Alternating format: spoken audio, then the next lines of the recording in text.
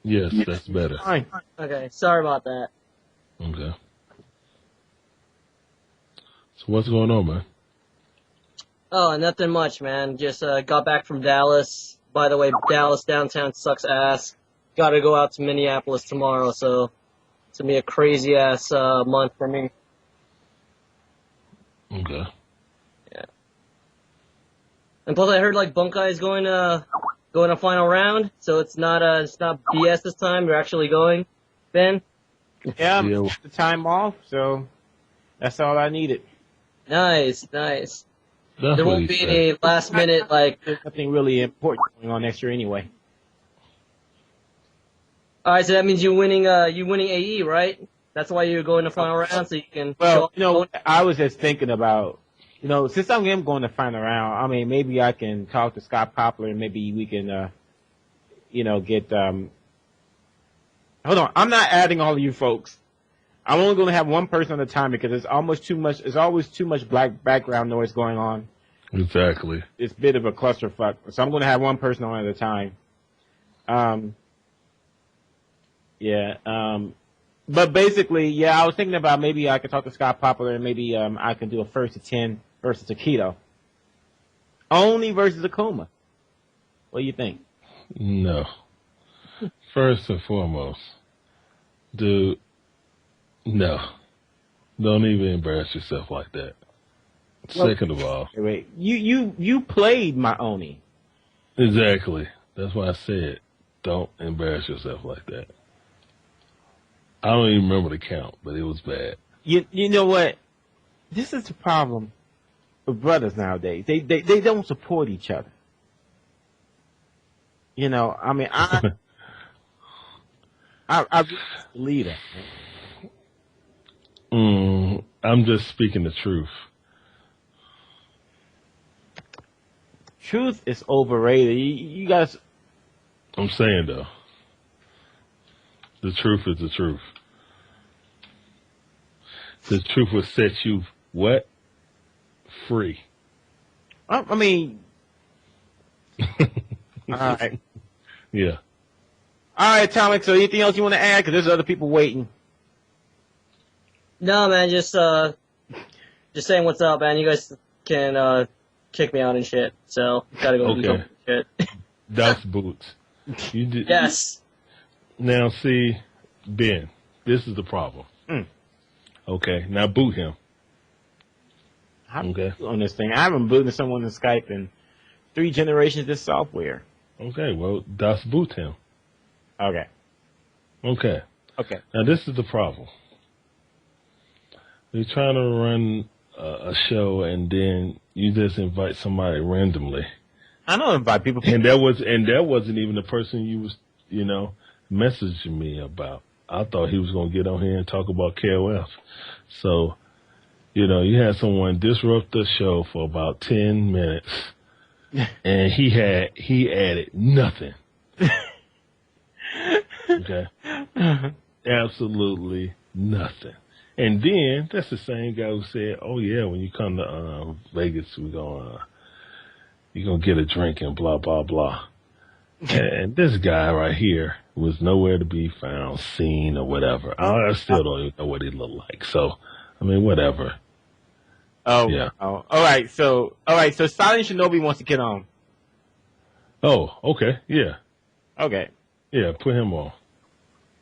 What's going on? Big black. Yo, what's good, Silent? What's good, dog? Chilling, man. Yeah, I'll be on the podcast with Silent next week. Y'all make sure y'all check in on that. Yeah. We're gonna be hyping that Melty. Yeah, man, on the 30th. Hey, turn up your microphone a bit. Mine's? Yeah. Yeah, as long as Alright. you don't have your speakers up like the last guest. No. I ain't have it up. Is that good? Yeah, that's good. That's good. That's good. We got you. All right, Testing man. 1, 2. We in there. Good. So how you doing, man? You hyped about Melty for final round? Hell yeah, man. I was just with my folks. We was talking about like what's next. So I'm I'm getting it in right now, so still trying to talk to my peoples on that. I'm just getting off of work, so it's Okay. kind of crazy. All right. I mean, oh yeah. First of all, Melty will be at NEC in December, so y'all don't miss that. Check out that Melty hype. It's Yeah. always good. Good job. Also- He is running that tournament. Yeah, Always and- love. Yeah, and also NEC. That's the very last PS2 ran tournament. That's it. After That's NEC. it. So if you think you were good at that, go out to Big East tournament at NEC, and see what you're gonna do. I mean, Yeah. if you think you're good at Melty, then or any game, go out to NEC. Yeah, I support NEC. Like, I would go this year, but I know I can't make it due to the workload. So. Oh, okay. Yeah. Well, I mean, I know how that is, dog. Shoot, I couldn't go to season meetings for that same reason. Yeah. So yeah, I know exactly how that is. So, But dog, yeah. What did you want to discuss since you were on the show? You know what I'm saying? man. I'm just like, get hyped for the show, man. But like, I haven't hollered at you in a minute, because what I'm saying, I'm just trying to get it hyped for final round, and just letting you know about that international presence we got coming in. So. All right. So, yeah, that's what I wanted to ask you. Explain who is the Melty community trying to get to come to final round. We got one of the best Korean players, Korean CL. He's gonna try and make it happen after he get out of school. So. All right. And we got maybe about 2 or 3 Japanese players. Discussing it with them right now. We got a couple Americans over there. Shout out to Komidal. He's in Japan right now for school, and he's talking to some people about final round, because he's been talking to Ecole and them, because they had their nationals like last month, and he had like all the best players were there, and he was just like getting people hype about final round, because we knew that like if there was ever going to be like a multinational tournament like as early as possible for the game, it had to be final round. So. Okay, that's what's up. Yeah. So you guys keep your eyes out on that. I mean, I know the Melty community will definitely make a trailer or whatever, and then we'll put it on our site and all our media outlets, you know what I'm saying, so people will know about that. I can't wait. I hope it falls through. You know what I'm saying? Yeah, I hope these people come out and get to enjoy the hype that is called final round. You know what I'm saying? Everybody is welcome. And it's always great to see. That's why I ran the tournament. I wanted to see, high level play in the Southeast. And now we have people come from all around the world. I just wanted to cut in. Ski finally did answer in. No, you could not block wire air dashing in Marvel. Okay, so Ski confirmed that. Okay, so yeah, but hey, said, let's go right back to Marvel 2 then. Yeah, well, he said though air dashers recover pretty quickly in Marvel 2. We just had to see what do they do to the air dashers in Marvel 3. Is it the same? Do they recover pretty quickly, or is there a little bit of a recovery on it? And then that's the only thing that he. But he said that no, you couldn't. In fact, I was right. He was saying that if you're playing against Magneto with Storm, you'll try to fish out an air dash and try to kill him with hail. Okay. If their air dash too low, and you have cable, then you HVB them. Yeah. Okay, well, shouts out to Ski Sonic for clarifying that. Thank you. So yeah, so it's going back to like a little bit was with Marvel 2. So it shouldn't be that bad, Oh no. Yeah, it should be. Yeah, I honestly don't think it should be that bad.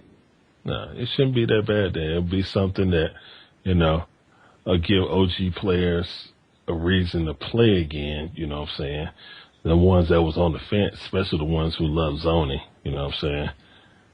So Zoni is coming back in this game in a big way. I'm really looking at how they done it, and of course I'm no expert, but from my scrub eyes, what I see on here is that I look at like a character like Doctor Strange, has no air dash, low vitality, but he can zone the mess out of you. I'm looking at, I'm looking at what, like Firebrand, and I look at what they got with Ghost Rider, and it look like the majority of the new characters are zoning characters. Yeah. I think Strider is the only one that's like really like straight up rush down. No, Iron Fist is rushed down. Nova, Iron Nova seems like he's rushed down too. He may look vanilla, but that dude, I'm almost wondering why would you even play with Iron Man? I mean, not Iron Fist. I'm thinking of Nova. I'm sorry. I'm thinking of Nova because like Nova, I'm like, why the hell would you play with Iron Man if you got Nova? Now, Ben. Well, no, my bad. Bunkai. Because there's two Bens, so Bunkai. Right. Yeah, exactly. So Bunkai. I'm glad you gave that insight, but why did you bring a Melty Blood connoisseur in here and start talking about Marvel 3? Hey man, hey, I'm just okay asking you a with question, Ultimate. man. Like, hold on. I didn't know he even played Melty Blood. I mean, you know him better than I do. Okay. Come on, man. I've been on here for like 3 years. What's the first thing I always want to talk about? Black folks, they just can't support each other. They always got to. No, I ain't support. I'm just saying, man. I didn't know that he was okay. I'm sorry. We will go back to Melty Blood, which means I'm going to put down my headset and get some. Wow. Okay. No, because I don't know shit about the game. I mean, yeah. I mean, I understand. I understand. But I don't want to like overrule your show because this is your show. You know what I'm saying? Like, no. It's not. I did not know that your specialty was Melty Blood. Honestly, I didn't know it. I mean, I know we could do. All right. I'm sorry. I'm putting Bunk on blast. We were talking about the gym situation in Street Fighter Cross Tekken. Do you see that as kind of like the half moon, crescent moon, there are all these different like styles that you can do in Melty Blood? Do you view that as similar? The gyms, like well, first of all, the gym thing, is basically geared towards more or less your stats on a character, like, and it's truly outrageous. You know what I'm saying? Like this is gym shit, but yes, but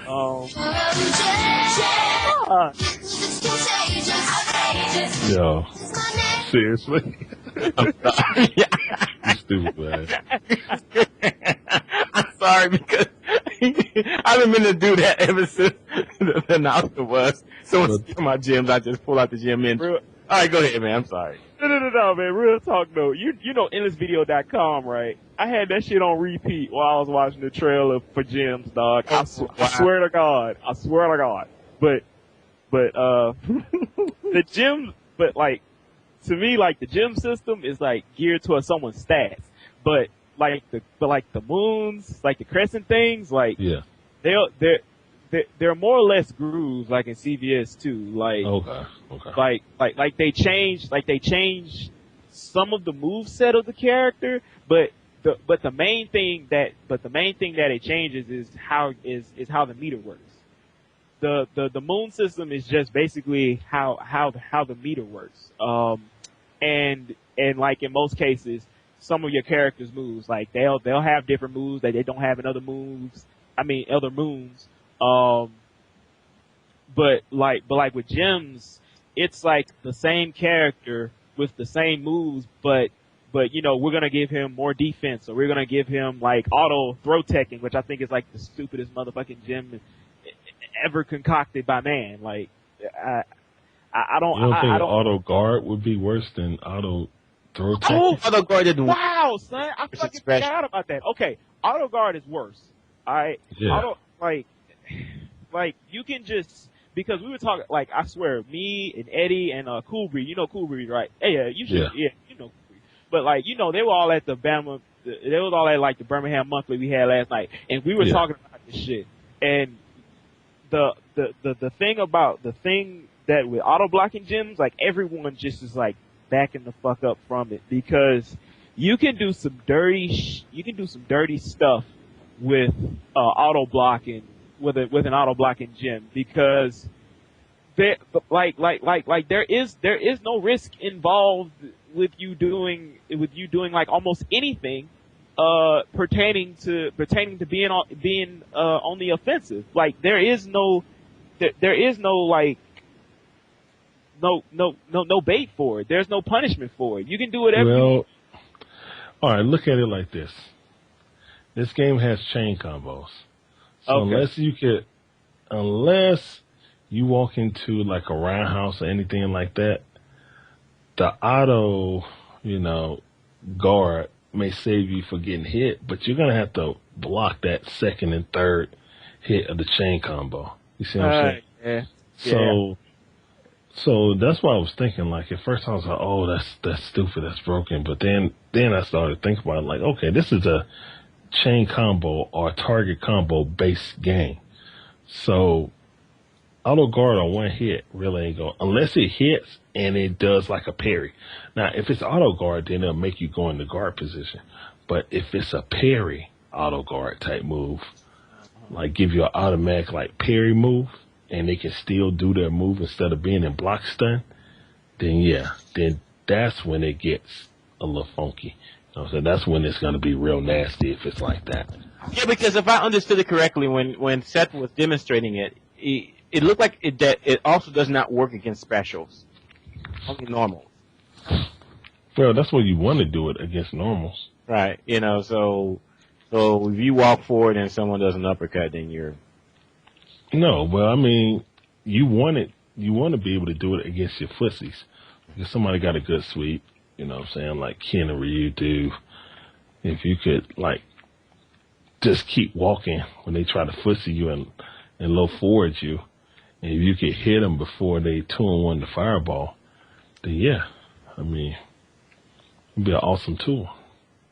Especially like Hugo players, you can't take a special grab, so you do that in Griffle. Or Zangief, same thing. Just start walking towards them, start busting them. What was that?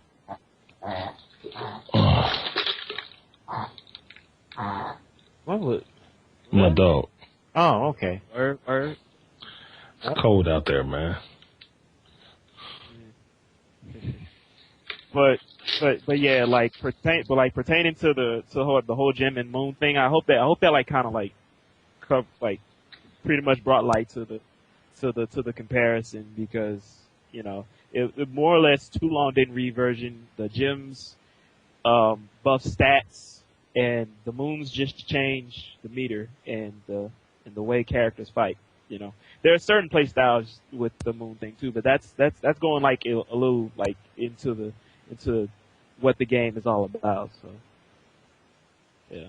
It's going. You know what? It's going. You know what? I think that at the end of the day, that game is going to be a riot. It's going to be a real riot. I think they really want the game to be, somewhere out. I mean, it really.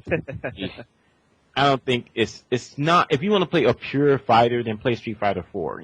I think they really want to go, they really want to go into the unknown with this. They really want to, nothing is too.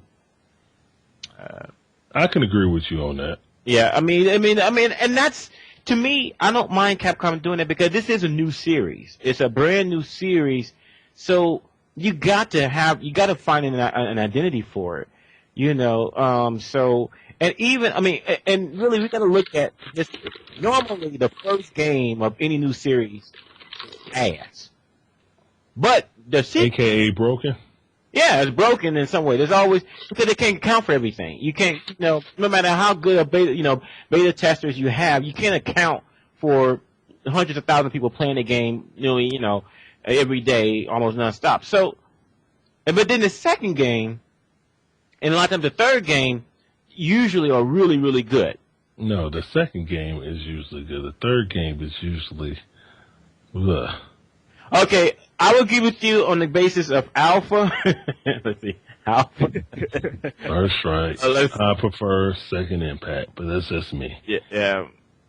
You no. I feel you on that. Let me ask you a question. I don't mean to change subject. I prefer Alpha 2 than Alpha 3. It's just...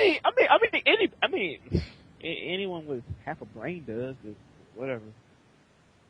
Yeah, but I mean, whatever. I mean, it's a lot of people that like that. I mean, Third Strike and Alpha 3 play unlike Street Fighter more than any other game. And I like Third Strike, you know what I'm saying? And I like Alpha 3 too, but I mean, they just play different. That's all. The game. And they're their own unique game.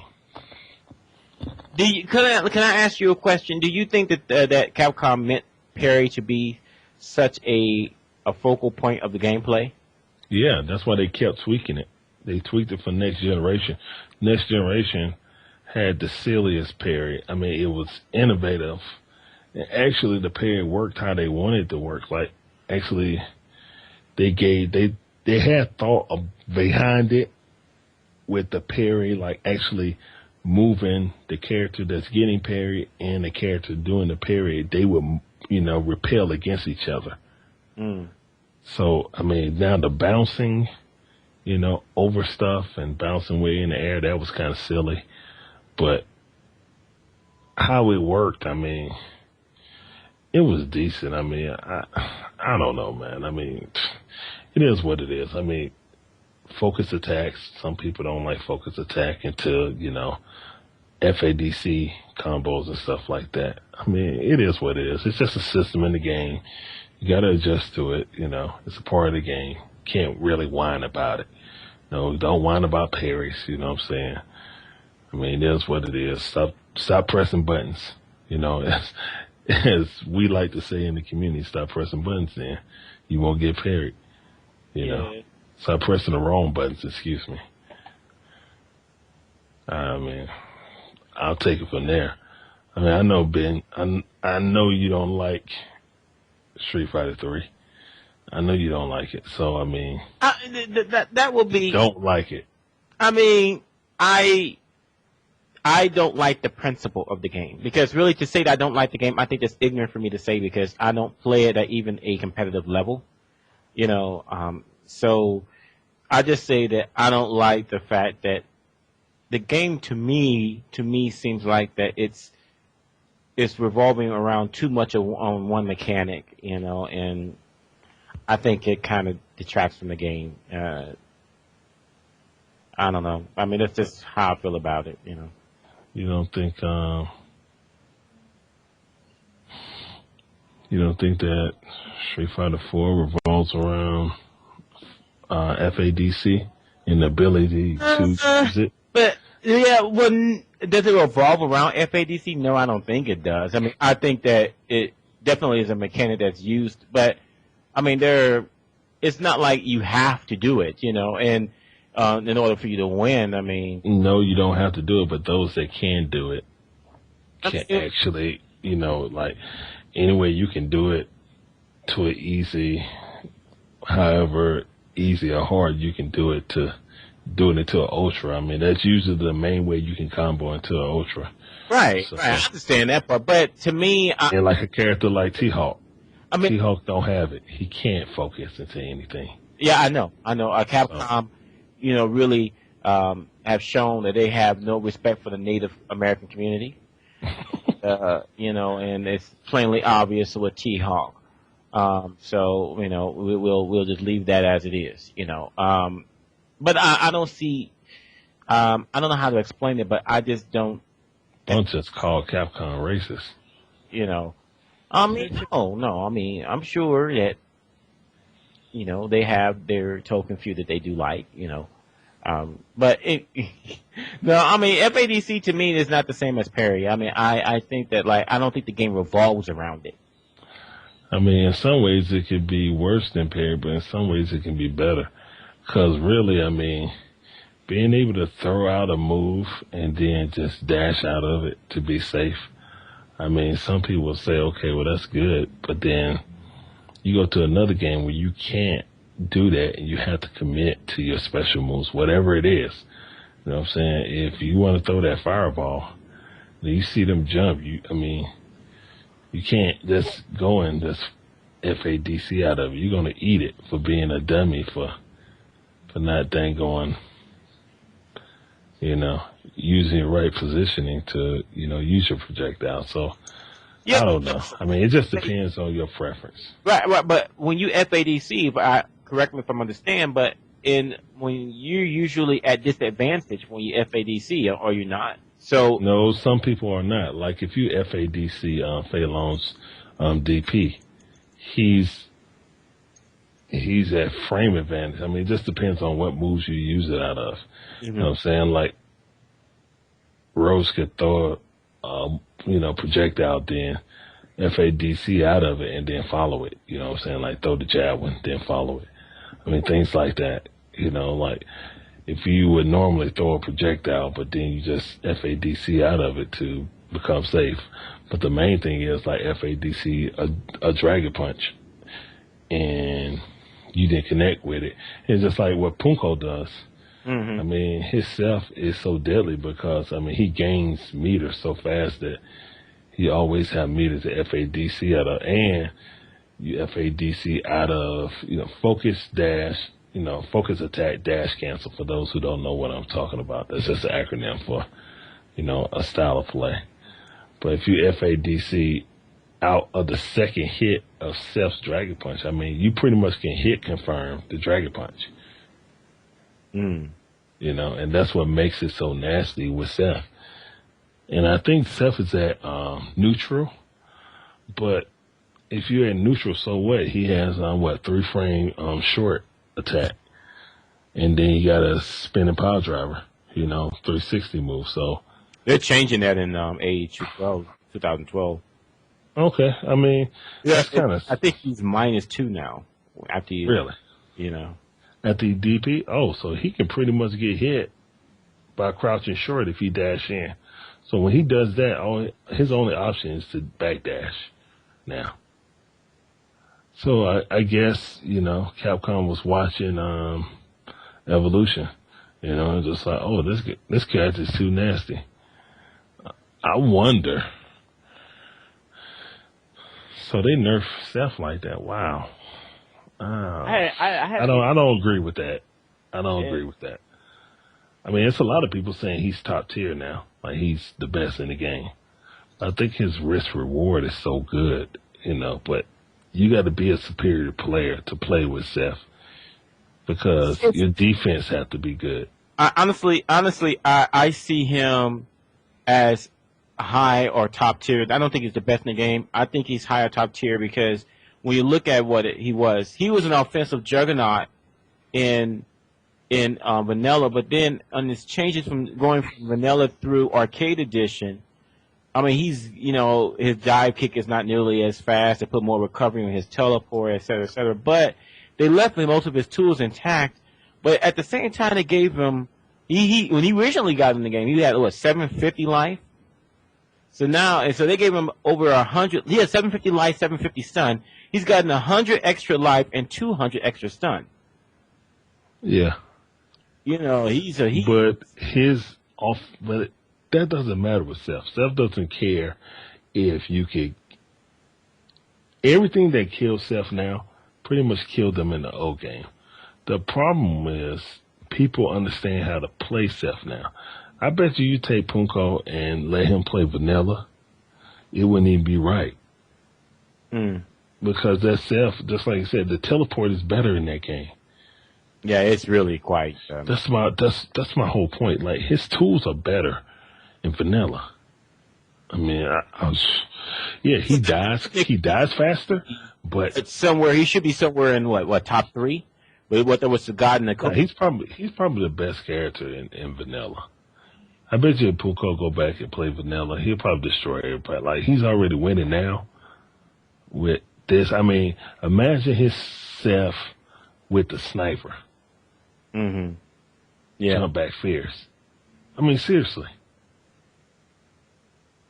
Yeah. Imagine him playing Seth with Seth tools that he had in vanilla. Vanilla arcade, let's get it right. Vanilla, I mean, not vanilla arcade, but vanilla console. Or super console. You know what I'm saying? Yeah. Like, seriously, if it's super version or vanilla console version. I mean, Seth is probably the best. I mean, people just didn't know how to correctly play with him. That's all. I mean, that's just my opinion. But I mean, right now, it's hard to say. I mean, Seth could be in the top 5. I mean, at this game, I just think like players like Punko. I mean, I know a lot of people from California are saying that, you know, he's the best because online Tony been winning like the past, you know, few Wednesday night fights, you know. So they're all in agreement that Seth is the best character in the game, you know. I don't know. They're like, I talked to a couple people. They're just like, man, Seth is broken. And like, I don't care that his life is. They say they need to change his life back, and it really doesn't matter if they change it back anyway, because everything that makes Seth good doesn't depend on his life, because he's just on you. You know, he makes you guess, and he got that 50-50. It's just like you guess wrong, he's a stun monster. That's all you can say. He's a stun monster. He's gonna stun you. That part is true. Yeah, so I mean, it is what it is. Let's see, what time is it? Oh, it's getting, well, it's early for you, but it's getting late for me. I got to get up at 4:30. Yeah, or 5:30. Yeah, no, 4:30. No. I got to get up at 4:30. All right, well then, Larry, I'll see you on the flip side, man. Looking forward to, 2012 final round. Hopefully it's, not hopefully, it's going to be memorable one way or the other. So, yeah, I'll say hopefully then. No, hopefully everyone that can come out will come out. You know what I'm saying?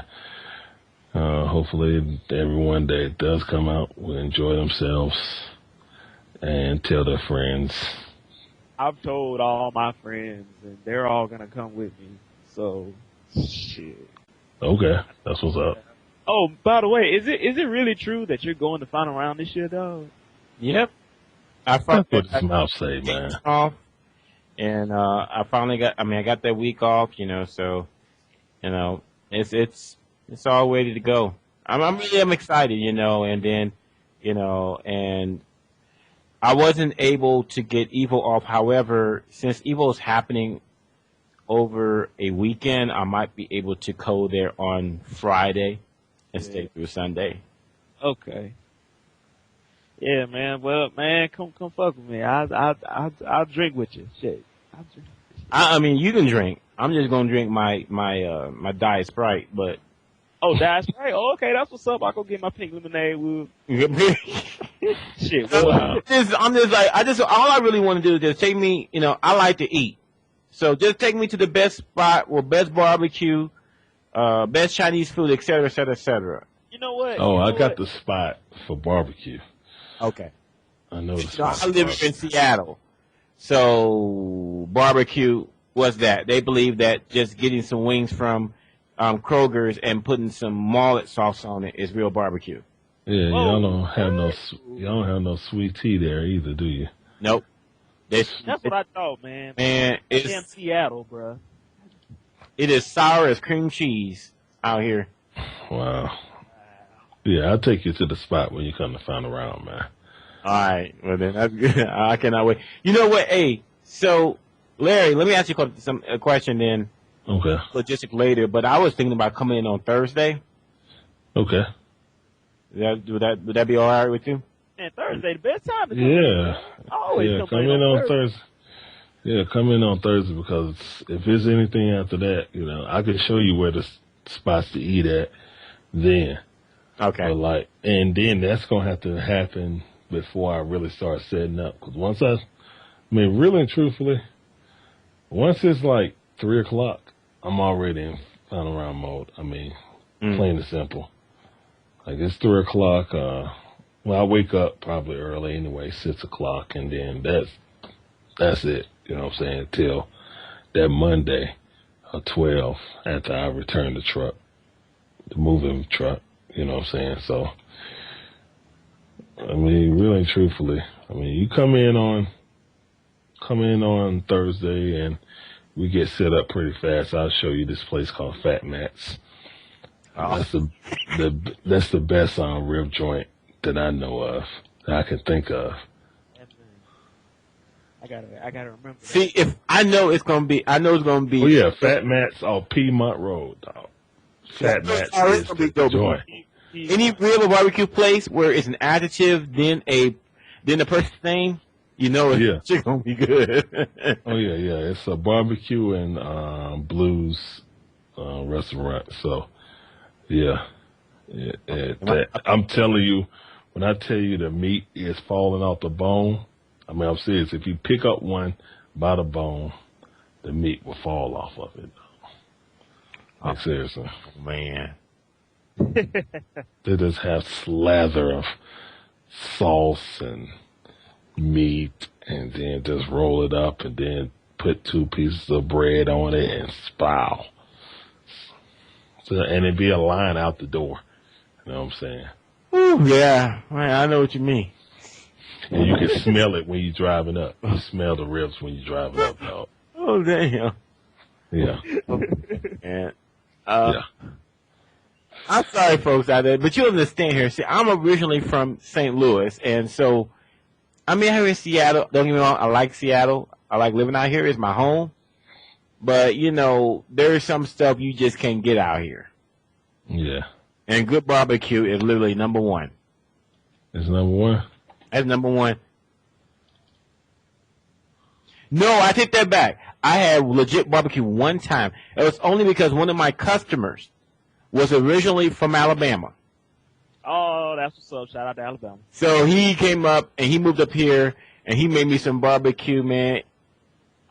Man, it was me and he lives in in one of those houses where, you know, you're recovering from drugs and everything, you know. Okay. And it was him and he and a few of his friends. They all grew up in Seattle, so they have no idea what he was doing. So when he pulled, man, he looked like a pack of raw, you know, just wild dogs. You know, it was. You could literally you can hear from the driveway of what's tearing into the meat. Okay. Yeah, I mean, but that's it. Out of the 5 years I've been up here. So okay, Fat Matt's it is. Yeah, I went to and also last year I attempted to go to Gladys Knight's Chicken and Waffles. I tried to hit that up last year, but I didn't get a chance to. We went on Saturday night, and I was like, man, fuck it, because I remember Atlanta be jumping off Saturday night. So, all right, y'all. Y'all take it easy. It was fun. yeah, man. Same Thank here. you for having me, Bunk. More news to come out about final round soon. Shout out to, you know, people at Caesar's Beans for throwing a great event. Also with Devastation. Yeah. Equally great event. You know, next on the slate is NEC and then SoCal Regionals. And then it'll be the end of the year, shorty. It'll be the end. Yeah. No. Man, final round gonna be here before you know it. It's gonna be like New Year's. It's all, yeah, like after New Year's, it's like, final round here. Yep. Dang. For real. All right, y'all. Y'all take it easy. Take it easy, my friend. I'll talk to you soon. Yeah, All right. Later, man. all of mine. But, like, yeah, I got work at 7, so I probably need to follow him into sleep pretty soon, but, like, you know, thanks for coming on. I really do appreciate it as usual. Shinobi, and I'll be seeing you soon. oh, dog, I can't wait, man. I just can't wait. We gonna, Oh man, that's we good. gonna give him that Diet Sprite and that pink lemonade, my nigga. We gonna do it. Yeah. I'm trying to see if there was anything else. Yeah, I mean, I'm really gonna be excited, and I hope to really get a chance to, to meet the bulk of the people that have been part of AlphaISM Radio for a long while. I mean, like Ski, getting shit to see Ski, Yeah. that's, and that would be, I mean, that'd be pretty cool if I can do an AlphaISM show from final round, Oh yeah. with me and Ski. I think that'd be really, really, really hype. So I just told, don't put me on commentary because it's just gonna be like player one hit player B fell down. Player A, player B down. Yeah, Round 2. exactly. Yeah. But yeah, man. I can't wait. I really, it's interesting because I was thinking something that's kind of got me mad, and I'll mention it right now, is that, final round is one of the hypest tournaments in the entire country. Yes. It has been for, 14, 15 years now. And really, I think that it will be nice if if Capcom can get behind final round in a big way. And what I mean by that is Street Fighter Cross Tekken is coming out that Tuesday. Yeah. After the tournament. I mean, in the last few times that we tried to, I thought that Capcom would step up and, do something because there's the last couple of years there's been like Street Fighter 4 and all of that that's coming out, and they didn't really do much for final round. I'm hoping that maybe they'll do something for it. I mean the game was already printed at that point. I mean, so if I don't know, I'll reach out to Seth Killian and see what he can pull up. But it would be nice if you can pull some pre-release copies and and get. Yeah, because like you said, man, 15 years in the game, it's hands down without a doubt the biggest tournament in the South, and quite one of the best in the East Coast. So you can't really ignore a tournament like Final Round that has been doing it for 15 years and has been getting great attendance out the ass for these games, So it would be really nice if they could do something like that to help promote the game, since like you said, it's only coming out like 2-3 days after the tournament, like it's on the 6th or something like that. Yeah. So hell yeah, man. I think it'd be a nice shameless plug. Yeah, because I mean it's like I said, it's they're a pillar of the community. Final round is a pillar of the tournament or community. Yes, so, yes, indeed, for the South especially. Right. So I mean, we really want to really show, what our support for it, in every way possible, and so hopefully the people out there, if you do have an inside track with Capcom, if you can pick up a legitimate game, we ain't gonna be sitting there playing with no freaking copies. All right. We the home of the bootleg right now. We know when it's fake. So, but if you know how you can legitimately get your hands on a pre-release copy, at least reach out to if you can't reach out to ShinBlanka, reach out to me, and because I would like to see it make it happen. It'd be great to have a Street Fighter Cross Tekken exhibition or a side tournament or something, just for the hype. Because, really, remember, final round, that's Tekken heaven. Dog, it's the mecca of all things Tekken in the South. Like you get, I've heard stories of somebody, walking into, one of my best friends just walked into, a tournament, them playing Tekken and final round, the tournament. 30 seconds later, he was, instantly hyped for the game because, that's just how Tekken is here. Tekken is Atlanta is home of the best Tekken players in the world, and you gotta show them props, for at least final round for Tekken at least, because some of the best and the brightest in that game have grown through final round all these years, and it was like, man, before I could even go to any tournament, like in the South, like final round was like the first one I went to, and I raped, and I I gotta get props for final round, just giving them that launching pad for those players in the South, for Tekken at least. I can't say for anything else, but for Tekken, there's a lot of dirty people in that game down here. Mm-hmm. But yeah, man.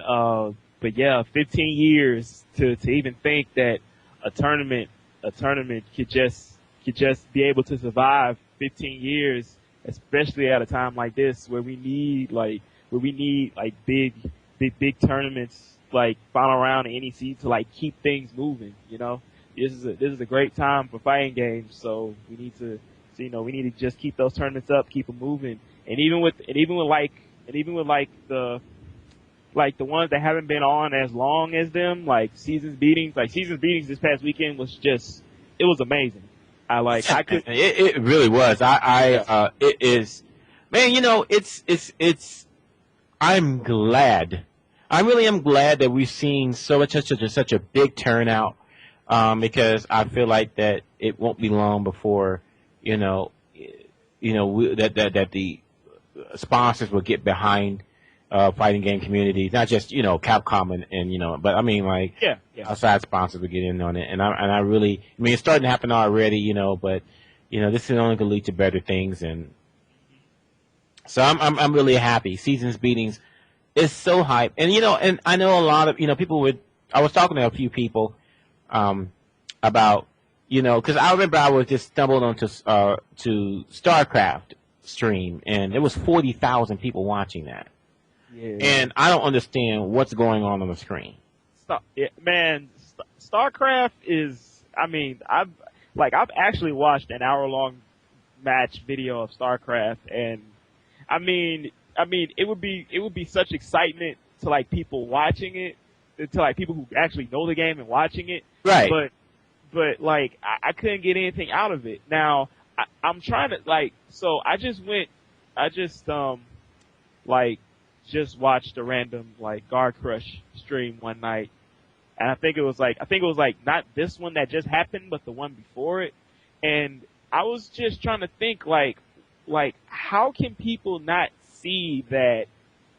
Can't not see what's going on the screen, even if you don't know what's going on, you can at least see, oh snap, this guy just did this this ultra stupid 10-hit combo on this other guy, and while StarCraft is extremely slow for me. That's my point, though, because even if they've never seen Street Fighter, let's say they play video games and never really play Street Fighter. Yeah. But you can tell in Street Fighter 4 or Marvel vs. Capcom, you can tell when somebody's getting fucked up. Exactly. And like I said, to get hype off for that, because you can tell there's a dude out there that's getting his lights punched out. Yeah.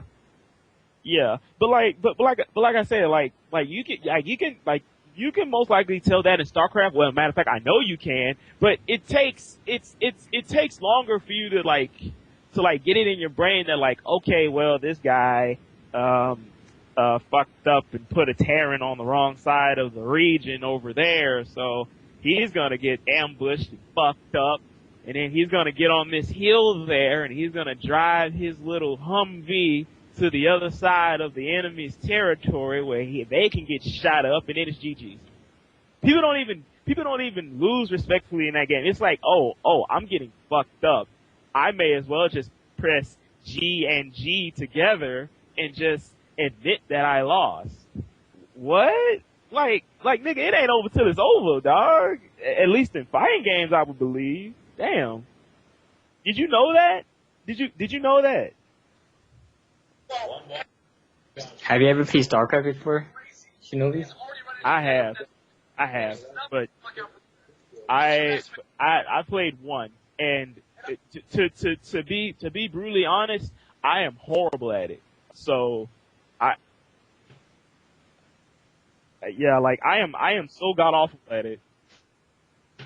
If you can understand actions per minute, I have the last time I played was I had 12. So I know I'm so as shit. Okay. Yeah, yeah. I'm slow as shit.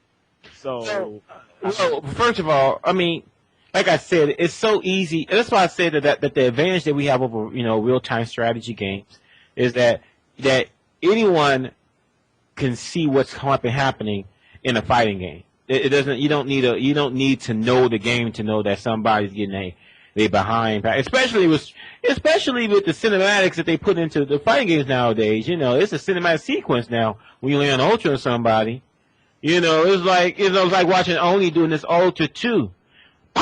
My power rules the world. I'm like, okay, this dude's about to do something really epic. Of course. Yeah. The screen turns white, and this body's flying up towards the sky. This dude's coming in with a big old dragon punch, and you hear the sound effects and everything. So I mean, it's not going to take much for, So I just felt that's why I feel like that we're right there on the cusp of really kind of making fighting games, maybe moving fighting games into mainstream, and really, I said this before, but I don't mind that Capcom came out with Ultimate Marvel vs. Capcom 3 9 months after release. You know why? Because it's been done in almost every other type of genre. They're always released. There's the days of a game being left alone for 2, 3, 4, 5 years is gone. It's not going to happen. And yes, it's $40, but then they also give you 12 new characters too. Yeah. I mean, so it's like that it's not like Madden where they do a tinker of 1 or 2 or 3 and then push it out for another update. I mean, they added, and then not only that, but some of the characters they added were heavily requested. Ghost Rider and Strider and Phoenix Wright. I mean, people really wanted them in the game. And then people are like, well, they should have been in the game to begin with. I'm like, well, maybe you don't know, but every game has a budget and time constraints. And on top of that is all of this stuff takes money to do. When Capcom released Marvel 3, they didn't know what the game was going to do. They didn't know if the game was going to tank, it was going to be average, or it was going to exceed expectations. So I understand that they didn't want to put everything into the game, put all their resources into this game, when they don't even know if the game will sell. Because, I mean, at the end of the day, they need to make money too. And I think that people need to start looking at it from more of a business aspect than a video game fanatic aspect. Because, I mean, you put a video game fanatic as a CEO, Capcom would be bankrupt within a year. Yeah. So no. I mean, and you know what? They may do the same thing. They may do the same thing a year and some day, from now, where they may do the same thing. They may just come out with another version of Marvel vs. Capcom 3 with 12 more characters and etc. And then one of them might be Mega Man and everything. And I mean, it's just how it is now. I mean, because think about it. How much money do you spend in a month at the arcade? Well, that is if I have an arcade, but hypothetically, if I had an arcade, I'd probably be spending about $20 a week. Yeah, exactly. It was way, and that was, I remember that was time where I didn't even have a job. Yeah. Yeah, exactly. Because back when I did have an arcade, and the hypest game out right back then was like Dark Resurrection, and they had a Dark Resurrection cab at the arcade that was there in the mall, and like the first day I saw it, and I was like really getting into fighting games. I haven't even been in fighting games for like maybe a year, 2 years. And I bought the card, and like every other time I would have a chance, like after school, to go there and like play it. And even during the weekends, like shit. If I had a good check on the weekends on that shit, I was spending like maybe $10 on that one cab getting my ass whooped. And maybe I'll spend another $5 doing something else. But yeah, like, and that's the thing with arcades. The one thing that I did miss was that I would meet up with everyone I knew, and I would meet like new people have heard of Tekken and would try to like play Tekken. Like I was asked and they were asked too, but like at least I knew like what was going on in the game and I would like blow them up because I would know shit that they don't. But you know, it was just that certain connection that I had at the arcade, and then on top of that, it's Alabama. There's nothing here going down in Alabama but fucking dust weeds and honeybees. You know what I'm saying? So to have that sort of connection at the arcade where you actually have to like put in money to come see me, you know, shit like that I really did miss here.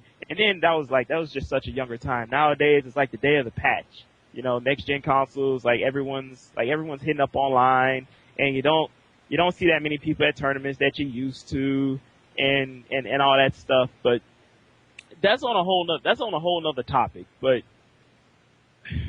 you know, sometimes I wish that I still had an arcade here, but I know for a fact it's good. It's always good at, you know, it's always good to meet people. You know, it's still a great way to meet people through the arcades. You meet people local. Yeah. You know, yeah. Nowadays, you know, the way to do it now is through forums. Yeah. Yeah. Like, yeah. Like, everything is done through forums. And to be honest, like all my high school friends, they're like trying to get into super serious, and I contact them through Facebook. So, because they're on the forums, but they don't know that much about forums. They like want to stick to Facebook. And sometimes I'd be like, hey, dog, you off? Like, let me, like, we can go over there, we can play some matches of Super, and maybe I can, like, teach you a few things. So, you know, like, the Twitters and the Facebooks and the forums, especially SRK, and, you know, those sort of things, like, people, we didn't have those luxuries, like, maybe, like, 4 or 5 years ago, or maybe they were being underutilized back then, but nowadays, they're like the main source of finding competition. And, you know, other than the arcade, that's how it should be. Like, if you don't have an arcade, you should be reaching out through SRK, which is probably like the #1 place for anything fighting game related. But, you know, because people usually like stick around the FGD and troll that shit, you need to go by the goddamn matchmaking forums, because those are the true goals of the entire forum. Like that little area near the bottom of the main page of the forums, that's where shit goes down. That's where underappreciated players are being molded into becoming like the next fucking Justin Wong and you know, all those type people like PR Rog and all them. Like, the regional matchmaking, that's where like all these noobs need to be, who keep trying to troll motherfuckers on these front pages. They need to take all that troll and all that attention, well, not the troll, but like just take all that energy and just put it towards your community, because, you know, like you're not gonna do anything, like you're not gonna get any shit done about your game if you're gonna bitch about it, you know? Like, you just need to get with your peoples and try and get it done. And don't be like, oh man, don't nobody live like near me and all this dumb shit. You know, if there honestly isn't anyone near you at all, like you just live in the middle of fucking nowhere.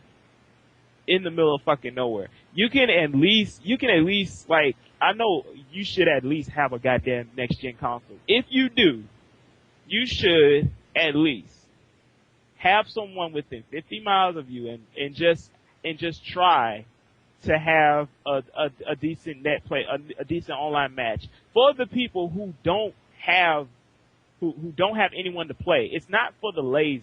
I honestly think that the net play shit, it shouldn't be for the lazy, but it's being geared towards the lazy, because it's like, oh, I don't want to go to a tournament. Oh, I don't want to talk to my guys like down the street when I can just play them online. You know, people have that mindset now, and you know, like, it's okay to have that mindset, but you shouldn't have it all the time. You should at least have enough energy in you to be like, okay, well, I hate getting fucked up by these people online. Like, I need to blow these guys up, like, in real life. Like, where's the monthly at? Where's the major tournament at? Like, I need to go there and just meet these guys, you know, because you can learn so much more offline than online. And I tell people this all the time. It doesn't matter what game it is. You cannot learn anything without honestly witnessing it firsthand and learning, you know, offline with the people standing next to you. You know, but like I said, that's like a whole nother topic, and I know I spent like 5 minutes talking about it, but you know, it's pretty much something that needed to be said by me. Like I may be biased because I have like a pretty decent sized community in Birmingham of all places, which is why I can say like anywhere you can fucking find somebody to play. If I can find like 10 to 15 people in fucking Birmingham, Alabama, playing the same game. It didn't even got to be the same game I'm playing. At least I have people in case that I do want to play something that all of them are playing. I could at least be like, hey dog, I could just call up like one of those 10 people and be like, hey man, I really want to try and play this shit. Is there like something we can do to like meet up and stuff like that? So I can like do what I gotta do to be good at this game and like fuck up everybody else who isn't of this state, who want to talk shit against the state and get blown up by this state. Like, I want to help y'all. So, you know, long story short, just go to your matchmaking threads, please, and have the initiative to at least talk to people. You know, don't be shy and all that shit, because I used to be shy, and you know, this is kind of where I got my name Sanshinobi, but now it's an oxymoron now, because I talk loud and like talk so much shit at tournaments now, because you know, I mean, it's hype. It's just what the fighting game community is, man, and I love it. I love the community that it is right now, but it's just so many people bitching, and not enough people like trying to go in on these people around them, man, because they have an awesome opportunity and they're not taking advantage of it. That's pretty much it. Wow. No, I completely understand where you're coming from, and hopefully, people will take that to heart, because I honestly think that in the absence of arcades, yeah, that's going to be the next best thing as far as meeting people. Yeah. With common, you know, common interests, you know, like fighting games. You know, it's going to be online, you know, in the forums, and, you know, I almost think that, I'm so fortunate, because I've lived in two cities principally all my life, in Seattle and St. Louis, and both of them had, or have thriving scenes. And, you know, like Preppy, Preppy he's a godsend for the Seattle fighting game community. This guy opens up his house and he allows people to come over and they have crack sessions to like 4 o'clock in the morning, you know, and, you know, he's, you know, I always have chips and drinks ready for you and all of that. I mean, he's really, really, really a great fellow to be around. But, you know, and I'm like, but he doesn't do anything special that no one else can do. Yeah, because like, and I'm just talking to people right now, like we have like, you know, this is military related, but like we have like a really, really serious upgrade coming soon, and like people are backing the fuck up because it's PC and they're starting to get lazy, but we have a serious opportunity here, and we can do it, man. We can make it bigger and better than like any other fucking version of the game we've ever had in America, and it wasn't even released in America. We got Evo without even being in America. Like, I mean, if there are honestly enough people who are like, let me put it this way. If there were more people who are actually able to go offline and like get with the people in their communities rather than having like online debates about dumb shit that nobody can see you, that nobody can see you and nobody can like expose you at all for because you're anonymous number 57 on the internet. You know, this community would be totally like way much more productive than it is right now. Not saying that it's not now, but I'm saying like the productivity. Hey, hold on for 1 sec. I don't mean to cut you, but Yeah. I gotta for the AlphaISM Radio folks. You guys asked for him, and I got him on here. Ski Sonic, what's going on, man? Holy shit, you have like every listener on the line right now. Yeah. How's it, my friend? Everybody's here. I'm alright. I'm cool. Doing alright. My computer, my like brand new fucking Core i7 950 computer, it's just like crashed on me. It started crashing when I started playing like the Dolphin emulator with that Zeno whatever game. Xenogears or No. Xeno something or other. It's like Xenoblade, Xenoblade. Yeah, that might be the one. Xenoblade. So like I was playing it and the guy from the channel hooked me up, Baydan, and he hooked me up with like the settings that I needed, right? And I was like, alright, cool, like this shit's kinda working. This is working pretty well. So I'm like, you know, let's just fiddle around and see if I can get like better textures or some shit. And I like try to put it on like 16x triscopic anti-aliasing or something, and then my computer just like it's like yeah, that's an instant like, yo, I can't take this. I'm gonna abort this shit right now. I'm gonna abort your laptop right now. So since then it's like it's crashed on me in like the same way like 3 to 4 times. So yeah, that fucking sucks. But other than that, I'm cool. I'm glad I can cuss on this show. It's pretty fun. Yeah, man, it is kind of high. Your computer has to your internet connection has to match your computer. Yeah, I think it probably does, and my internet connection is fucking horrible. Oh man.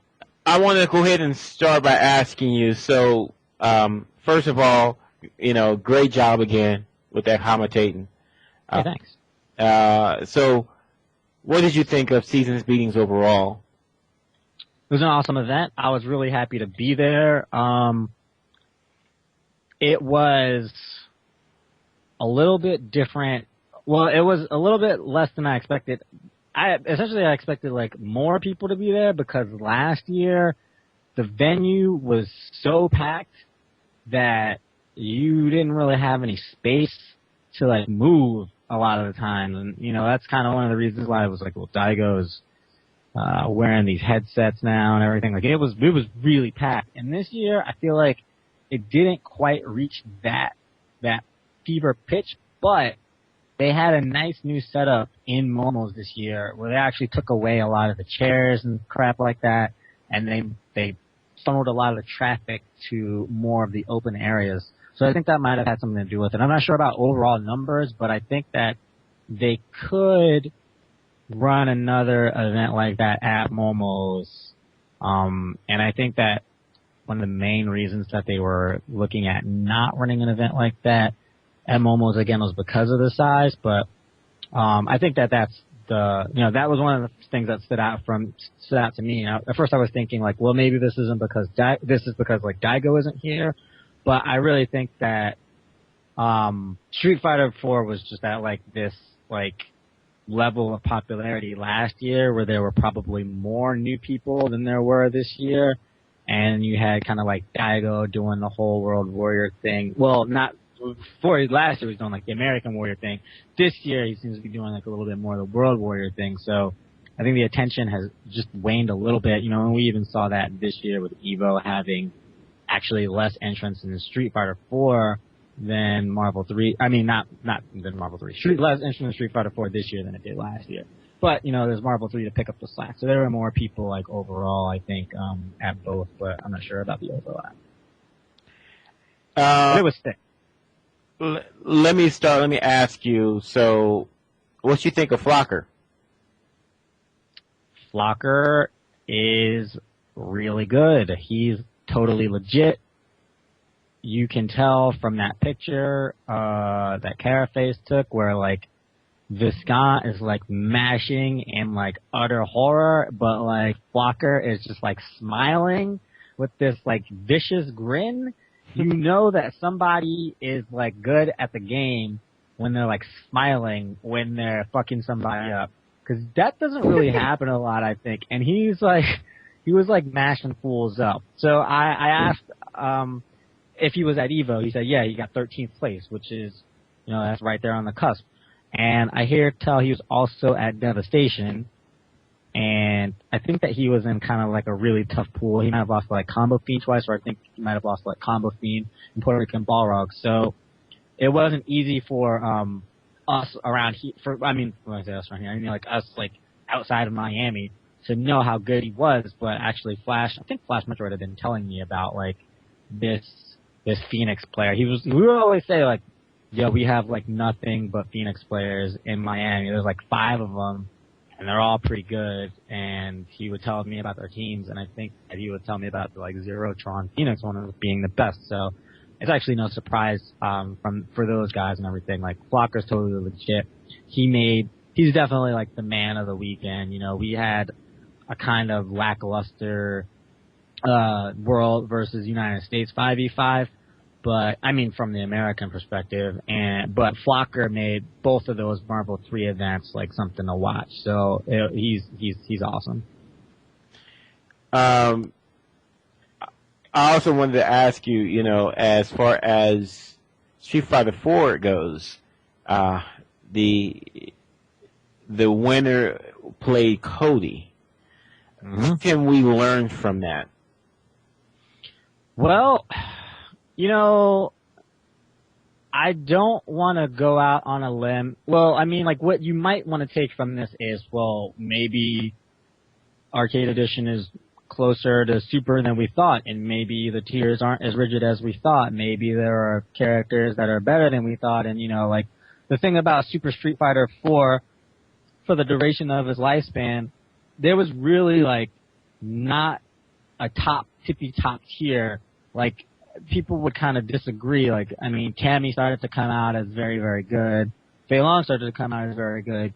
But, you know, kind of like outside from that, people will kind of, you know, say, well, I think Akuma's up there, and I think that, I don't know, I don't even remember who the fuck else was up there, you know, except Chun-Li, Rufus, all of that. Chun-Li, you know, Balrog, you know, he was up there, but people were like, well, you know, I think Gao's up there, and then the other people was like, no, Gao's garbage, you know, like, it was very hard to pin down who was the best. So you might look at these Arcade Edition results and say, well, you know, we had Cody and Sakura in the first 2 spots, but I wouldn't take that away from it. But I would say that those characters are probably better than we expect, or than like just by and large people gave them credit for. I mean, if you play a lot, then you kind of know that there are just, even though there are characters in the game that are underrated, like Sakura and like Cody, they're still not fucking with Yun Yang and Faye. Like, they're just not. Like, not on an overall, you know, matchup basis, you know, not on really like a point-for-point basis. But those characters are still very good. And, you know, when you take characters like that are able to kind of like, you know, get one strong knockdown and kind of get like an offense flowing, and you pair it with these guys like Udio and Momochi, who are very much able to stick to rigid options, like, all right, like, I'm going to knock you down and then I'm going to safe jump, and I know where to go from the safe jump if you block or if you get hit, and I'm not going to have trouble like reacting to that and like converting it into another setup and then another setup, and I'm going to get a stun. Then, you know, it's really not too much of a surprise that, you know, we had those characters in the top. I mean, it's in America, it's always about the player and not the character so much, even when the Japanese players come over. So it's not too big of a surprise. If Momochi had played Yun, he probably still would have won, or maybe he would have had like a harder time with like Udio or something like that. But I don't think so. You know, let me ask you also a question about A2012. You know, my biggest fear, maybe you can correct me if I'm thinking wrong on this. My biggest fear, though, is that because of not just because of the changes they're making, but because there's such a huge cast in AE, and there's a good chance that the majority of them will be viable. You know, I mean, what suggestions would you give to, you know, for us being competitive next year? We weren't too bad this year. You know, the second place finish for Evo was an American player, Latif. Did great with Viper, put Daigo out. You know, and I'm wanting to make sure that we, you know, we keep on that track. You know, so like next year, when it comes to preparation, you know, what do you suggest as far as, you know, should we? Because, you know, this is going to be a game where this for a minute there, there's not going to be an established top tier. And I'm wondering, you know, how do we prepare for a big event, you know, for the next big event, you know, when we don't even know where the tier is going to lie, you know. I don't know if I make any sense, but basically 2012 is going to be so different. How would you suggest that we should go about making sure that we're prepared? Snap. Hold on. I'm sorry. I'm just letting Ben know I gotta go because my fam is blowing me up on Skype. I don't know why, but okay. Oh. Yeah. Take it easy, All right. friend. All right, man. Thank you for having me on, man. Anytime, Shinobi. All right. Bye. See you later, dude. You know, I understand exactly what you're saying. Before I reply to you, I am going to tweet that I am on here. Okay, you know, like, it definitely makes a lot of sense. It's the same problem that we've been facing, in Street Fighter, but, you know, the easiest way to kind of cut past that is, like, you know, Ultra David has been saying, if you're serious about this game, like, if you're truly serious about it, then you should probably be picking Yun Yang or Faye. Now, I think that the best thing that you can do is stick with your character in 2012, at least for a little while. Even if you did switch to Yun Yang and Faye, I think just the idea is, like, don't get too hasty and switch characters because they look good, because you can, I know this first-hand experience, you can get by on things that, like, other players just don't know for a while. Like, I would always play, like, some oddball character, well, except in Marvel 2, but that's because you have to. But, like, in CVS 2, I realized that, like, you know, I had Hibiki and Maki on my teams for a long time, for basically the duration of the game, and, like, a lot of guys just didn't really know how to fight those characters. I mean, they would do pretty poorly against a couple characters here and there, but even if the players had the counter, if they didn't particularly have experience against my character, then I would do pretty well. And, you know, you should kind of sit in there and grind out with your character as best you can. Really look at some of these nerfs and see some of these buffs, I should say, and see what you can make from it. But as a whole, like for the mass of us, like we need to have a lot of character experience, because if we had maybe 3 or 4 strong Codys in America instead of like really just one, or 3 or 4 strong Sakuras in America instead of I'm sure there's somebody, but I can't think of him. I think the closest I can think is Saber. It's kind of funny. Wait, and that's the same guy that's the fucking Cody, right? Yeah, he has a great Cody too. What the, like, come on, like, this is Saber's fault. This is Saber. What the fuck is Saber? This is Saber's fault that we didn't win Seasons B games, because he wasn't there to train up the American players. But, you know, seriously, it's like, we can't just have one guy playing these characters and expect to beat Japanese players that come and have played 10,000 games in the arcade with them, because it's just, like, not going to happen, because their game is just going to be too tight. So when a game is boiled down to, like, a smaller, astringent tier, then we actually have I would say, like, a better chance because of that reason. So it's hard for players in America to get the experience that they need. So online play definitely helps, but don't be afraid to, like, play 1 or 2 or 3 characters. You know, just, like, get kind of good with them. Play as many people as you can with them if you actually care about, like, the whole country doing well, And, you'll probably do better for it yourself in the long run because we don't really know how some of these characters are going to develop. If that makes sense. Yeah, it does. Because, it's something that you alluded to, and I see what you're saying. Stick with your character, get to know them again, you familiarize yourselves with the buffs and or nerfs, and because I really feel like that, what I really want is that we not caught flat-footed, going to EVO 2012, because in a way I say that this is more likely to happen with AE 2012 than AE, because in AE everyone, Yoon, Yang, Fei, and then that were the characters you knew who you had to prepare for.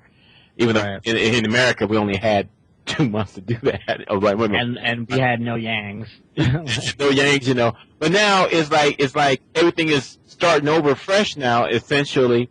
And so with such a large character, with a large cast, with the majority of them maybe tournament viable. I'm just scared that we're not going to be. I hope that everyone will be, as like I said, will be networking. Like I said, it is Saber's fault, because Saber should have reached out to the rest of the coast and say, hey, listen, I play Cody, I play Sakura, they're 2 good characters, so let me show you what you need to work out for. He didn't do that. He's a traitor.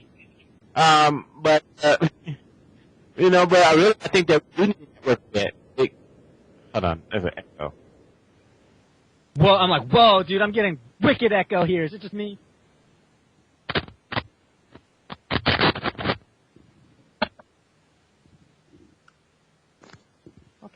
All right. Okay, Hey, let's see if we try it again.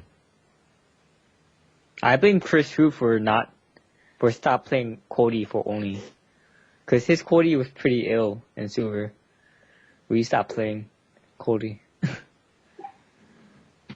Yeah, it's just even still, the thing is that we're so spread out that it's really tough to get practice, with a good player. But if a guy like Chris, you're actually really right about that. If a guy like Chris is on the stream more, playing Cody and doing well, then people are going to pick up Cody. Chris is a popular player, and when you see somebody do well with the character, then it's going to be inspirational, at least for some people. There's just not a lot of Codys in the United States, and I think that actually exposure on the streams would actually be helpful. And at the end of the day, to win big tournaments, it would take experience. Now, I'm not saying that the reason that Ricky lost is well, he just didn't know Cody, so he didn't win. Because he, in the long run, he pretty much got outplayed. But I think the experience would definitely help. Even Yikes had a really good match against Momochi, and probably got some Cody experience being from the same city as Chris too, but still, more experience is definitely not going to hurt. All right, so on a scale of 1 to 10, how hype are you for UMVC 3? An 8 or a 9. My problem is that Marvel vs. Capcom 3 has such horrible netcode, and I just yeah. I don't know what it is, man. For in the days of MVC 2 and CVS 2, I had 3 to 4 to maybe 5 good training buddies, and that was it. But it was cool. Maybe it was because I was younger then, or maybe we had more passion then. Maybe I'm just lazy now. But, or maybe the fact that there are so many more viable characters actually makes a big difference. But it's hard for me to get really excited when I have to go play people to get experience, and then I'm going to go to a tournament and be well, damn, I've never fought Chris Redfield before, or fucking Captain America. And now I just lost to Chris Redfield and Captain America. I feel like shit. And these characters suck. So it's tough, but I'm happy that I'm happy for the way that the game looks as far as all of the changes. They seem pretty good. I like the engine changes. I'm really excited to see how all that stuff shakes out. It's almost it's almost as good as it was for Super. It seems right now for Super Street Fighter 4. Some of them I could do without. Some of them I would obviously make different changes, but actually seems pretty cool from what I'm like seeing and hearing and everything. Cause I was just thinking, man, that would be cause I can't play Marvel 3. I can't do an air combo. All right, I'm just gonna put that out there. Yeah, you can. Everybody can do A, B, C, super. I mean, it's so different. I'm sitting up there. It's a 1, 2, 3, A, B, C. That's all you need, man. after the game, and I'm still asking people how you launch somebody. You got your buttons on the right, stuff there. You gotta have it on type B, man. Type A, that's that old shit. We don't do that anymore. You gotta put that shit on type B. Come on, you play Guilty Gear. Isn't that harder to play? I mean, yeah, Ben. No, because I mean, I really want to. I actually do want to play UMVC 3 because I see a couple of characters in there that because I'm gonna play. I want to play Nova. And and I want to play Captain America because I actually liked Marvel 2 Captain America. In fact, I thought he was top tier when the game first came out. You were a mall scrub. Hey, that's okay, man. I thought Jill was top tier, and I don't think I even really understood what tiers were because I remember that was the first thing that I ever said when I went on IRC, and I was like, yeah, it's like, what do you mean, like, Jill can't fight Magneto? And they were like, I remember Viscott was like, listen, I know that, like, you think that Jill is good, and it, like, makes sense to you, but I'm telling you right now that Jill has nothing to do, like, no way to fight Magneto. And this was, like, before tri-dashes and shit like that. And I was like, what do you mean? Like, she can just do, like, sweep and then launch you up and sweep and do an air combo. Like, I literally had no idea. So, yeah, I was there with you, man. I was there. No, because, Warpticon, he found through Google logs from the old SRK days of when the MVC2 just came out. And some of it is really funny. Like, there was this one dude that was going on a rage how Magneto could never be any more than mid-tier, and show me where he said, like, call me where Magneto actually wins a tournament. And then there was one. Wow, that guy got his phone disconnected. The Charlie was the best character in the game. It was borderline broken, and that there's only a handful of characters in the game that can fight Charlie. The thing about that is, like, that kind of stuff, that shit, like, got all obsolesced, like, really quickly. Because, like, the game came out in arcade, and then, like, maybe 3 weeks, like, 2.5 weeks later, it was out on Dreamcast. Mm-hmm. And I think by that time, people already knew, like, about Air Hyper Vapor Beam and stuff, but there was no video. So, information was, like, out there, here and there. But maybe people were, like, saving shit, keeping shit secret, like, I'm wondering why it took so long for the information to propagate when it was out there. Cause, like, my friend I remember was telling me, he's like, wait until Sentinel comes out. Cause, like, I think this was, like, before the Dreamcast one came out. Or maybe, there was a small period of time when we had the Dreamcast version of the game, but we didn't have the characters as well, because of the Japanese VMU data. So that might factor into it. But he was like, wait until Sentinel comes out. Like, Sentinel's so good. And I was like, what do you mean Sentinel's good? Like, Sentinel is, like, slow. He's big. There's no way he could be good. I remember telling him, I was like, he's, like, slow. He's so slow.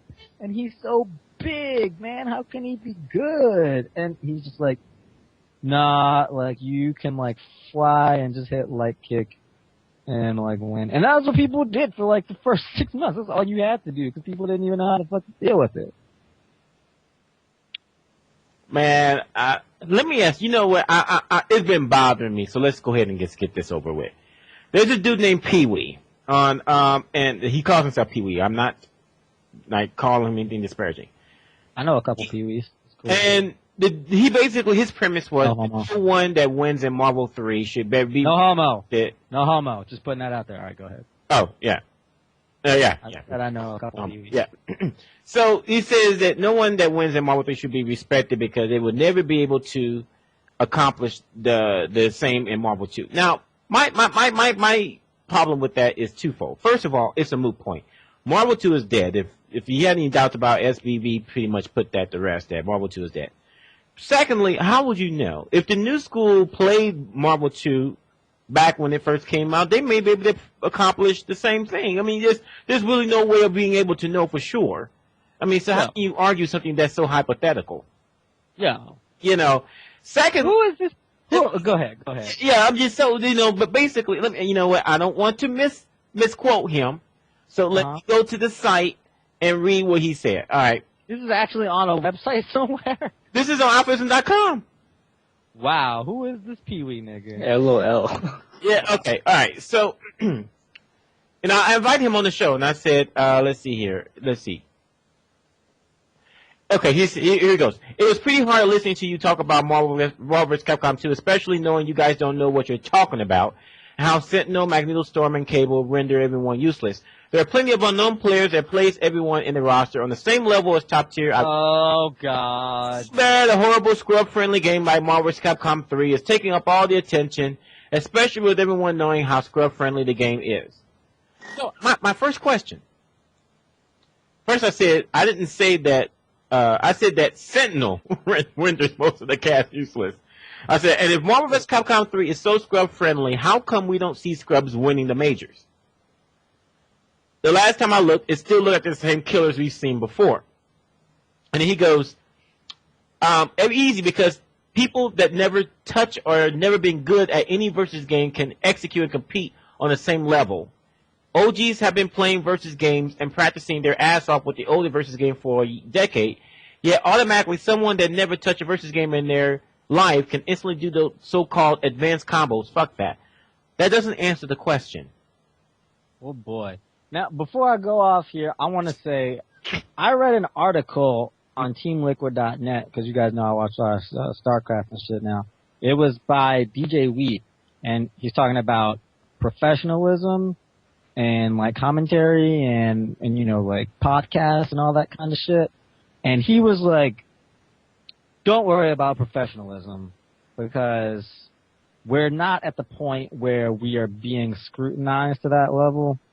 So we should keep doing what we do in whatever way builds the community.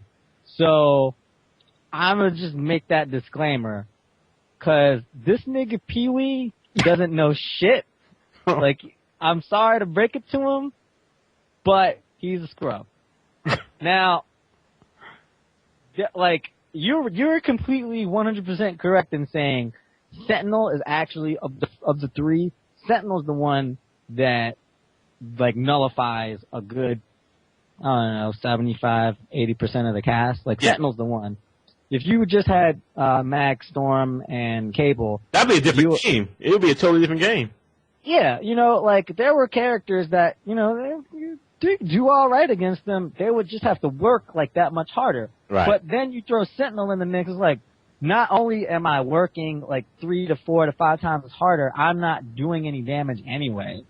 And you have an unblockable. You know, like, it goes on and on. So like, it's like, that's completely wrong. You're also completely correct in saying, like, it's a moot point that, you know, like, you don't actually know. Now, the people that are doing well in Marvel 3, aside from the people that played Marvel 2, like, those people are basically all still doing well in Marvel 3 that are, like, putting any serious time into it. Guys like Justin, guys like Fnatic, guys like, I don't know, even, like, to an extent, Ricky and Flo. Like, those guys were very good at certain points in Marvel 2's lifespan, and they're pretty good in Marvel 3 because those guys are people that are good at games. It's really funny that he would say, because, you know, there were OGs that played Marvel 2, and they've been playing Marvel 2 all this time. Like, in reality, like, versus game players, were kind of frowned upon by like the real OGs. You know, like guys like Choi and like Bae and like APOC and like Jumpsuit Jesse and like guys like that he probably doesn't even know. So like it's kind of like all a matter of perspective at that point. Like versus game players were kind of like the new kids, and so it's come to that level again in Marvel 3 because it's 10 years later. But you know, you had the same arguments that, well, you know, look at these easy combos. You know, you don't need you just fucking do like ABC, and like you know, like you have a combo and it's like totally simple. But there are tons of very intricate combos in every game of the Versus series, including Marvel vs. Capcom 3. The difficulty in Marvel vs. Capcom 3 combos is actually quite different. What it actually boils down to is like there's a lot of like precise timing because of the way that hit stun deterioration comes in. You actually have to memorize your combo with like muscle memory instead of just like knowing the combo and like knowing how to execute it. But it's just a totally different game. It's got its own you know, obstacles to overcome with like hitting shit. But there's definitely like hard things to do in the engine, just like there are in all the other Versus games. And you know, like people that are good in Marvel 3 are people that tend to be good in other games if they put the time in. And, you know, even, you know, of course, like Combo Fiend as well. There's tons of players. It's totally ridiculous. And I mean, like, I don't know who Pee Wee is. I don't know who he's referring to, but you just know that this guy's wrong because he's like, there are plenty of unknown players who like play the whole cast and are good. Like, they're not. Like, seriously, I used to. Wow, I just found this. Wow. There's like this comment on Event Hubs by Mr. Pavi, and it says, I have bashed Event Hubs before. That's fucking bullshit. I've never bashed Event Hubs in public. Anyway. Wait, Pavi said that? Yeah, man. Fuck that guy. You know who I have bashed? Mr. Pavi. Fuck that guy. Wow, that's so risky. Yeah, that guy's just fucking rip shit. Like, fucking non-content producing dickhead. I've never bashed Event Hubs. I've only made slightly under the cuff jokes. Anyway, well, not on stream. Like, I mean, you never said it on stream. Because they're talking about when I was on Seasons Beatings, and I think Arturo was like, shout outs to Event Hubs, and I was like, what's Event Hubs? And he's like, I say that all the time. Like somebody just said like, hey guys, let's play Tekken, and I was like, what's Tekken? Like, is that game that came out before Street Fighter 4? You know, it's very, very low key. Anyway, I hope Mr. Pavi takes this and fucking puts up a YouTube clip of it. Anyway. Hey, let me ask you a question right quick. Let me ask you, see, the thing about it is that, Pee Wee isn't the only one. I've heard this on and off ever since Street Fighter 4 came out.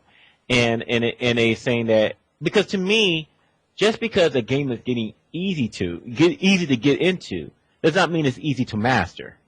And I mean, I guess the most basic game we could think of is chess. Chess, you can learn that in 5 minutes, and you can play that shit every day, and you will still not master it. I know because I'm a living example of it. I play that shit and I still get rocked when I play someone. Oh, you asset chess dog. Man, it's sad when you get checkmated in under 20 moves, man. I'm asset chess too. I feel you, man. It's cool. But as you said, it's two different animals. And one of the things I learned from Marvel 3 that has existed in Marvel 2, but only with some of the top tier like Magneto, is that mix-ups. Just about every character in the game has a mix-up, and especially when you're incoming. When you're coming in, you got to guess, and if you guess wrong, you ask your ass. If you get bullshit, survive. It's bullshit, dude. Offense in Marvel 3 is so serious. It's definitely a portion of that is because there's that input lag inherent on all the USB ports on all the systems that nobody will just get like a comprehensive study for. If anybody's listening and knows like of a link, to just tell me like exactly how much input lag there is, and I think it like varies on games. Like, yo, just link me to that shit on Twitter, because I swear to God, I swear to everything that is holy, I know that I blocked that shit. You know, I know I blocked that shit, and then I get hit, and I'm like, oh. Wait. Let me ask you a question. So, do you remember that YouTube clip, Filipino champ, how he lost against that one dude playing Arthur? And he just. Oh man, I haven't seen that yet. There's this clip. I guess this was early in the season's beginning. Oh, yeah, I do, because he transforms to Phoenix. Right. Like full screen, and then he just gets hit by the level 3, right? Yeah, he dies. And he's looking at that shit like, what the fuck, man? Yeah. You know, because I guess he was, because you could just say, well, he was pressing the button. Well, if he was pressing the button, then he wouldn't have been surprised he got hit, right? yeah. Because it looked like he was blocking, and he didn't press any buttons, And what Dark Phoenix had, about 11 frames of invulnerability after the transfer? I think she's 4 frames after the activation. Okay. I think David said he was asking about him, and he didn't know that level 3 went on that long. He tried to punish, and he got hit. So yeah. But I understand what you're saying, though, Ski. I mean, it's just like, I honestly, I never thought about input lag as far as the MVC, because there's no arcade, so I didn't really think of, any lag, for the console ports, but, yeah. Wow. But one of the things I saw about Marvel 3 that was really interesting is that there is so much mix-ups in that game, and especially because in this game, it's not just high-low, it's left-right. And the left rights are harder than the high lows. Yeah, and to me, Magneto, Storm, Sentinel, maybe they were the only 3 characters in Marvel 2 that can do any type of left-right mix-ups. I guess Strider, right? Strider, but I mean, yeah. But it's just not something that was really prevalent, except for a particular stuff. But in this game, every game, your ass got to guess. You spin the reel. You would have, because there weren't a lot of teleport characters. There's, Strider and Spiral.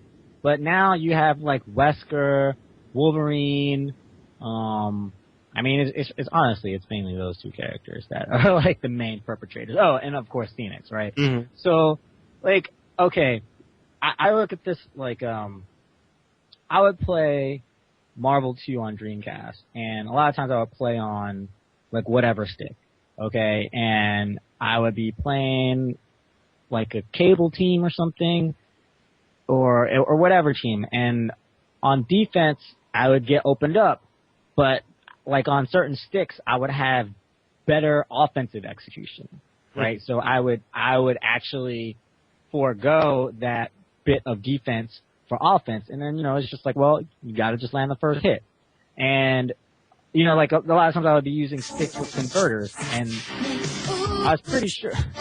Are you playing the Street Fighter Cross Tekken promo, Ben?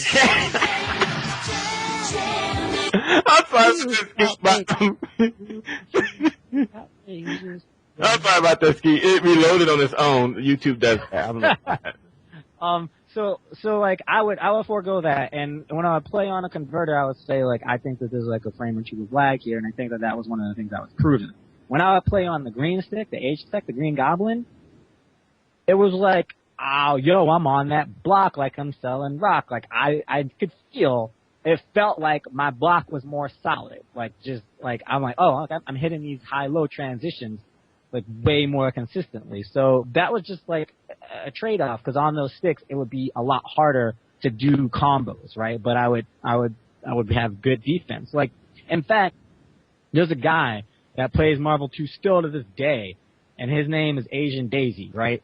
And back in the day, we used to just money match every once in a while, and every time I would play him, I would play on the green stick. Any other time I would play, I would just play on yo, let me borrow your 360, Isaac, or let me play on this rather whatever arcade replicant stick. But whenever I played him, I always had to play on a green stick because I could block better, and he has sick execution, and he's one of those types of players that it's round 1, fight, and then he's just doing a combo until it hits you. Like, that's it. Like, he's doing a combo. You push block, he's back in your face doing a combo. And if you drop your block, you're fucking dead. So, like, I needed that extra bit of reassurance in my block, right? And that's just like 1 frame to 2 frames. And so the numbers that people throw out for these systems is like 4 to 5 frames. So I totally believe it. You know, like, somebody does a beam assist and crosses over you, then, like, you know, you're like on like 1 frame to actually block that. There's no arcade version to compare it to, you know, so in reality, that's just the game. That's the reason why you don't have, or that's one of the reasons why you don't have anybody that's good at Marvel 3 playing defensive style. Like, where are your Randy Lu's, right? Where are your OG Justin Wands, right? Like, those guys don't fucking exist. It's like, you get in there and you do some crazy mix-up, and then you have some crazy combos, and that's just the game. So, you know, it's just kind of something that we have to live with, but yo, I swear to God, I know I blocked that shit. I don't even remember what the question was anymore, but I tell you, everybody that's listening, I blocked that shit. No, we were just talking about how different that Marvel 3 is from Marvel 2, because in Marvel 3, there's a lot, you know, the mix-ups seem to rule the day, you know. I mean, it's great if you're able to do a combo, but the question is, are you going to live when your character comes in? That's the question, you know, because, you know, if you don't guess, I mean, to me, that's what separates great Marvel 3 players from just good or average, is that the great Marvel 3 players actually can block the mix-ups. And, because I remember how many times have we remarked about a certain players, wow, he blocked all of that, you know, Yeah. just coming in, and then, you know, and that, to me, that almost makes a difference in the game, you know. Because it really, especially if you're playing against a Phoenix team, if you are playing Phoenix and you're able to block the mix-ups that people will try to put you into after trying to snap you in, then that goes a long way for you being successful, because I think people are now understanding that in order for you to succeed with Phoenix now, you got to be able to play Phoenix and Dark Phoenix, not just Dark Phoenix.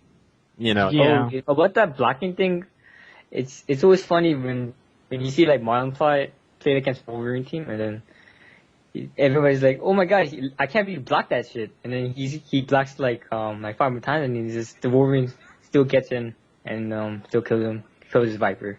So I see that happen a lot of times. Like, players block a lot. Everybody, the commentator is like, "Oh my god, I can't believe you blocked that," and then they still got hit later on. I see that happen like so many times. Yeah, like, who's good at blocking in Marvel 3? There's just like nobody. Was the longest time you ever saw anybody block in Marvel 3, right? Like, maybe like 3 or 4 series, right? That's it. But like, you would see people blocking in Marvel 2 for like 50 seconds. Even in TBC, you would see that shit, right? Like, Justin, if you want to use him as like the extreme measurement, right, you got the same. You can pull up a video of Justin versus Marin Karras. You can pull up a video of Justin versus Sanford or whoever in the corner or whatever, and he's blocking for like 50 seconds. Have you ever seen anybody do anything like that, including Justin in Marvel 3? Fuck no. Like, no, not once. It won't happen. You better get Tron or fucking Hagar, or you better go hit them. That's it. I used to block so much in Marvel 2. There were players that I knew I was going into this match. I'm fighting Yikes. Like, okay, here's my plan. Block, get lucky with Psylocke. Actually, you know what the even better plan is? Like, take a hit and get Psylocke out there. Whatever, you know, but just like, get lucky with Psylocke and then snap that motherfucker. And then like, don't mess up your guard break. You can't do that shit in Marvel 3. And like, I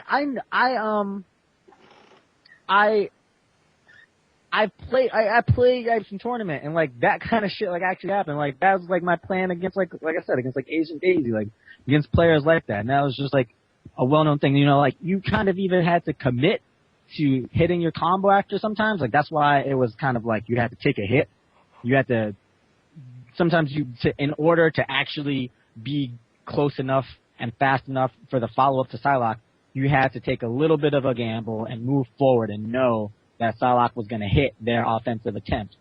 But you don't have that kind of analog in Marvel 3.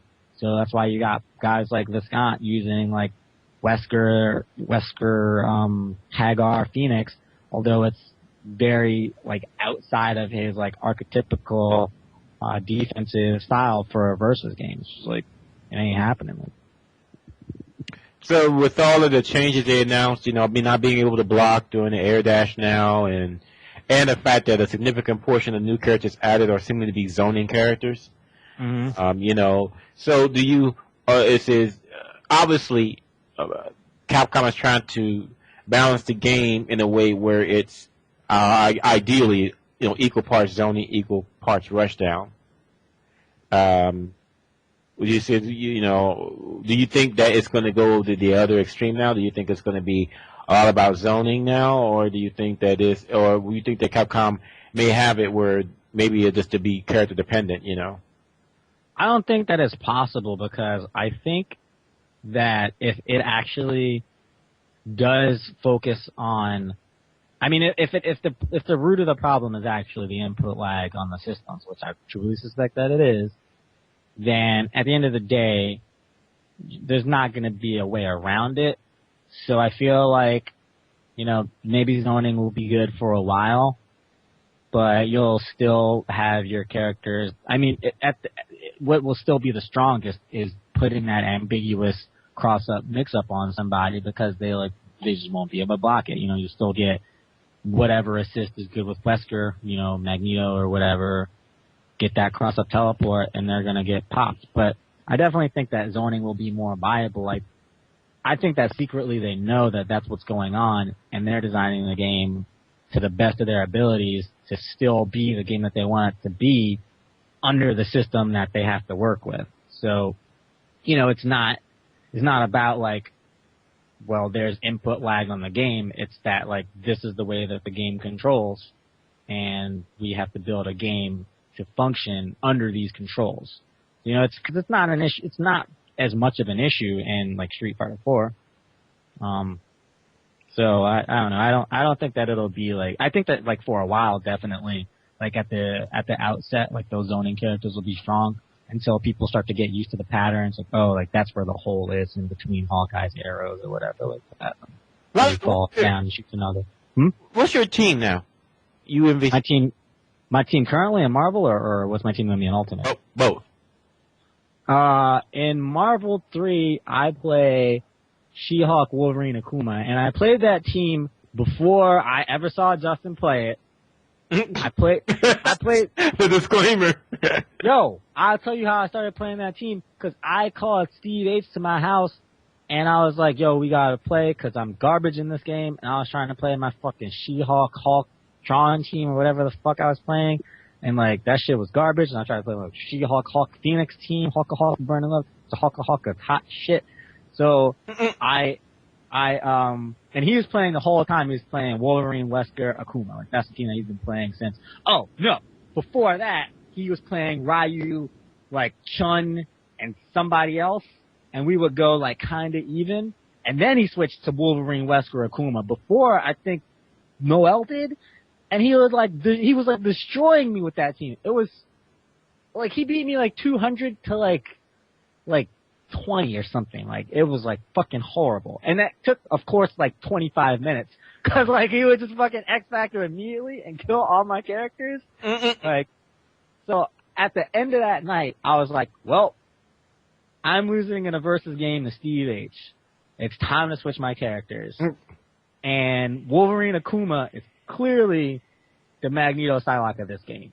So I'm picking that, and I was like a week before UFGT. I went to UFGT. I was like, yo, Justin, that's a fucking good-ass team. And like now it's Team EG or whatever, but I picked it independently. So yeah, that's the team I play, and it's pretty good. It's not that good, but it's pretty good. And I would play Magneto, but I just like can't. I never bothered to learn his combos. It was the same with Zero. And Ultimate, I don't know, like, I have actually been waiting for Phoenix Wright to be in this game since, like, Tatsunoko vs. Capcom first iteration. So I'm definitely going to have to play with him for a while. But I'm just really, really interesting. I thought that he would be a joke character, like a Namor or a Marvel Street Fighter or something, Dan. But to me, he has he may not be top tier, but he has enough shenanigans where I think that he's going to be mid tier. Yeah, see, I'm gonna play him for a while, but like at some point, I'm just gonna have to switch to like the best characters, or two of the best characters, because it's a versus game. It's like I said, like with Marvel 2, I was like, well, I did play Doom, fucking like Storm, Cammy for a while or something like that, and I was like, yeah, like I'm gonna shoot the beam, and then Flo beat me like 25-0. And I had to pay for those games because it was at an arcade. Like, all right, yeah, dude, that's some disheartening shit. That's like getting beat 220, like having to pay for all those games. And then Jaha was at that arcade too. That was the first time I ever met him, and all he did was grill me for like 2 hours. That was like a horrible day in my life. After that, MSP baby, MS fucking P. I got a similar experience, not me personally, but STL. We rolled up to Chicago. This is when the versions were still open. In Chicago, and Flo was up there, and you know, the STL Marvel crew was there. Rexor was there, so Flo ran a train with on us using MSP, but that wasn't the problem.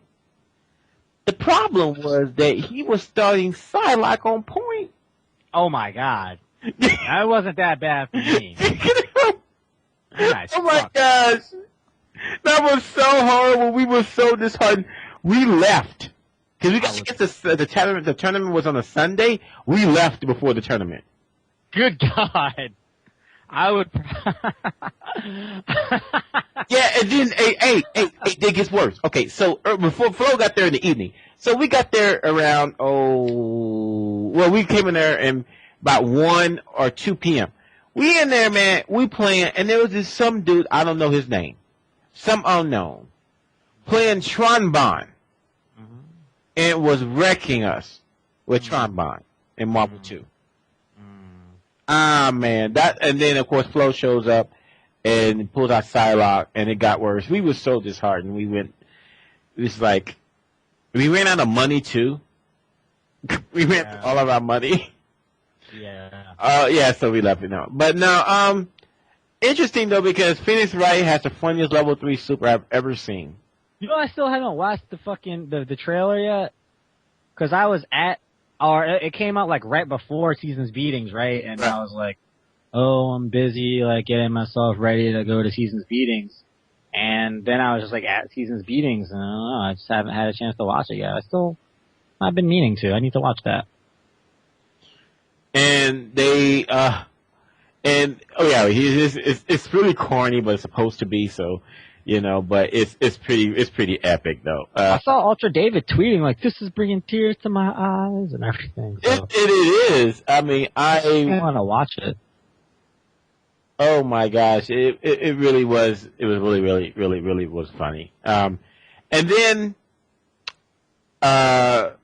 so basically, yeah, we left there, and that was it, you know. And I've been discouraged from Marvel vs. Capcom since, because I'm ass at the game, and I've never. Oh man, everybody's good at Marvel 3. Just pick Wolverine, right?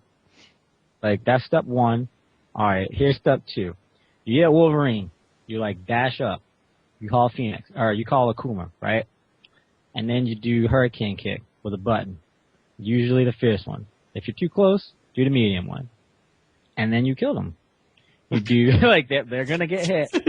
And you just dash up and do HS, go up in the air, MMH, Joe Claw, dive kick. X Factor! Cause that's what Puerto Rican Balrog taught me. That's why he was like, yo man, that character, after you land a dive kick, X Factor every time. And then I started winning matches, like, immediately. That's what you do. And then you win. That's it. You know what? Let me ask you a question, man. Do you remember when it was beta testing Marvel vs. Capcom 3, people were saying Wolverine was weak? Like, yeah. Oh, God. I'm like, what did you... See, this is what happened when you talk about characters are too weak, you need to buff them. Look what happened. Dude, nobody knew how to use that move. I remember, like... See, what people fail to remember is, like, Keats' first opinions on, like, all the characters were, like, the ones that went out, and, like, everybody just, like, stole them. Like, he was like, yo, Thor's garbage, right? Like, so Thor's still garbage, because, like, Keats said Thor's garbage. And Keith said Wolverine was bad, and so like people just thought that Wolverine was bad. I'm watching a Phoenix shit right now too. This is actually pretty hilarious. Oh my god, he's not even actually hitting him. What the fuck is he doing? This is hilarious. Into it. That's the All thing. That's the thing. But then I remember Keats put up that video or a video on Shoryuken.com, and Ultra David was there. They were at E3 or maybe CES. It was the one that I couldn't go to in Las Vegas, so I think it was CES. And he was like, "I think this is gonna be Wolverine's juice because he has this move and it crosses you up really quickly." And like that was basically it. Like it's that move and dive kick, and he just does so much damage that you don't really have to worry about. What the fuck? I don't even understand what is going on right now. You watching him mute, that's why. No, I'm not. I'm just not listening. But it's still, I don't think the sound would help. It looks pretty cool. Well, the nice thing is that he could combo into his level 3. I'm gonna watch it again now. I'm just like, what's going on? Yeah, you know, like, I remember, like, everybody thought Wolverine was bad. Everybody thought, like, Deadpool was really good. But you know what I remember is that Seth was like, yeah, I'm not even worried about Dante, but I think that all he was worried about was Phoenix, and that was a good one to worry about. But Dante is fucking Dante's way too good. It's interesting though because I said it, and I may have to go back in the archives and grab it. I said it. Dante is Capcom's captain for the Capcom side of the cast. They're going to make sure that he's not shit. And I turned out to be right. You know what it is? He got 40 different moves. 40 different moves. Yeah. That should have been a clue. Yeah. You know what it is? Seth. What the hell? What is this? Seth said that Neo G, the designer, battle designer of like all these games, or I think it was Neo G or whoever did Dante, right? Like really, really loved Devil May Cry. It was like one of his favorite games. So if you love a character like that, you're gonna make sure that the character is a great representation of the character, and that's kind of what it boils down to. But shit don't make no sense. Did you see that glitch that Rogue Yoshi did? Yes, man. That was great. Man, Larry was on early. He's like, I'll just let you know that shit's banned. Yo, tell me why there were people on IRC saying, what do you mean ban it? Like, this is, we'll ban something the first time we've seen it? How are you even gonna ban it? Like, are you fucking, like, what? You ban it when they fucking freeze the character and you can't do shit. And that's the same reason why you ban it. Like, what are these questions? Oh my gosh, that was great. That was great that he pulled it off. I mean, it was nice fan service, cause that was great. Try too, right? Really hype when that happened. He talked about that on IRC like the night before that. He was like, I stumbled upon a glitch that makes Dante SFxT tier and makes the game unplayable. And I was just like, well, that sounds, not incredibly plausible, but possible. I know Rogue Yoshi. He definitely like gets down into the games and studies shit and finds shit. I was just like, damn, I like wonder when I'm gonna get the chance to see it. Like I thought that he would just like keep it secret forever, and then he just like showed it like the next day. I'm like, that was insane. And his other character died, and I was like, oh, damn, I wonder if like you needed that character. I thought like he needed that character. I'm like, well, we're not gonna get a chance to see it now, and he hit it the very first try. What a fucking great stage to debut it too at the curly mustache tournament. Ski, I'm gonna call it right now. What are you gonna call? Virgil is gonna be Dante 2. You think so? I think so. I think not because with Dante, it looks like that his moveset he has so many specials and etc. Right. With Virgil, is that his supers are so damn useful. Man, there's gonna be some. I mean, anytime you can like take 20 stores and throw it at your ass, that's a good thing. You know that Justin always says that you should pick characters with swords. He said that a long time ago. He was like, "Oh, you got a sword? Like I'm picking that character. That character's good." And I still think that Dante's going to be good, and I think between the both of them, it's going to be stupid. Yeah, there's some changes to Dante, and people seem to think that he won't be as good because some of his old combos don't work. And I'm like, I don't think I'm sure he'll find something way to make up for it. Yeah, it's like it took us a little while to figure out how to, work this system of Dante's combos. I'm sure that they didn't just like remove it. They might have just moved some things around, made some things not possible, but I'm sure there's plenty to work with still with Dante. Happy to see DJ Hoshin beat Combo Fiend. Just because he's like from my area and all. But he did get like a happy birthday. It was pretty vicious in there. It wasn't like the most beautiful match, but it was good to watch. It was good to see. It was good to see Hoshin like kind of, I guess, like come into his own, and so to speak. There, it was really fun to watch. But like nothing beats the East Coast versus West Coast exhibition and the Good versus Evil exhibition. Like nothing's coming close to those. Okay, Skeet, I gotta ask you, who's that in your picture on Skype? Dude, I don't know, man. I found that picture somewhere, and like, I always will just save like random pictures, and just like when they're funny or something. So when Skype asked me for my picture, I was like, oh, okay, let's go through my pictures, and I was like, oh, this one's perfect. Like, yeah. I don't know. It's for guys that can't see it, which is obviously everybody. It's like a Photoshop, like a before and like an after, but it's just like a Photoshop, and like the girl looks like actually beautiful after she's photoshopped, but before not actually beautiful is what I would say. Well, there's beauty in everyone, just like there's a Wong factor in everyone. Some people have to work a little bit harder to realize it. Mm-hmm. I don't know who that chick is, and okay, I don't know. Maybe the fat one is the fake one, right? Maybe they unphoto, or they de-photoshopped it, or they photoshopped it to the in the wrong direction. I don't know. Photoshop is amazing, just off the strength of that picture. I have that picture there because it's just like, reminding people that like, this is the internet, dude. Everything ain't what you think it is. I would use it more if I had more opportunities to just, have an avatar or a picture somewhere, but I don't. Oh my gosh, so yeah, actually all of a sudden, ooh, goodness gracious. All of my feeds actually all feeded in. I don't know, do you know why SRK has a delay on, like, if you subscribe to an RSS feed? Oh, man.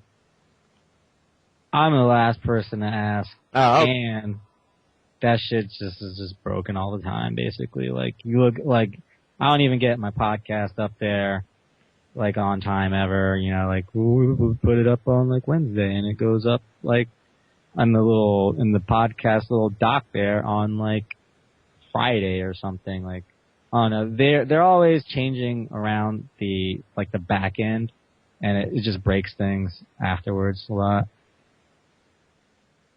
Yo, you gonna play Skullgirls? Yeah, I'll play it. It moves a little funny for me. It seems like it's a bit floaty, a little slow and floaty, but I'm still want to give it a chance. You want me to tell you how to play it? How? Alright, pick a character, pick 3 characters, but don't pick Sarabella, right? And then, when you get your character, jump, mash air dash, and then mash a button. And then just do like A, B, C, special, super. That's the basics. That's it. Just like mash air dash. That's why I like it. It's like TVC. Like mash air dash and press buttons. It's cool. So you got a chance to play it? I got to play, at E3, I got to play a handful of games, and then I got to play 4 games at Seasons Beatings. Also, another way to play it is to pick Sarabella, but then pick her like ratio 3, and then just like block and mash 360 a lot, because that shit is ridiculous. Her grab does like 50% on a ratio 1 character, and her super does like 80%. Did you say ratio? Yeah, there's ratio points in Skullgirls. You get 1, 2, or 3. Does it work in thing like CVS2? Basically the same thing, except the ratio system actually seems a little bit better. Because in CVS2 there's like no reason to ever pick a ratio 3 or a ratio 4, but in Skullgirls, like, at least as far as I could tell, with ratio 3 Sarabella, that bitch is ridiculous. I think that like her grabs do only red damage, so you can just like, you get grabbed for like 80%, or like mostly red damage, so you grab for 80%, you can like tag out, but even still, like, it's a lot of damage. I want to ask you, you know what, I talked a little bit about this with Larry, you know, but everyone's pretty much universally hating on Street Fighter Cross Tekken. But, honestly, I think that it may behoove us to really kind of give the game a chance. First of all, you know, some beta is not even finished yet, nor have they told us everything about the game yet. And secondly, the one thing that I really like, and I keep on repeating it, and I seem like that no one else is getting hyped, but there's legit 2-on-2. You can have 4 people at the PS3 or Xbox 360 if you have a USB hub. And you know, so you 4 can be playing simultaneously.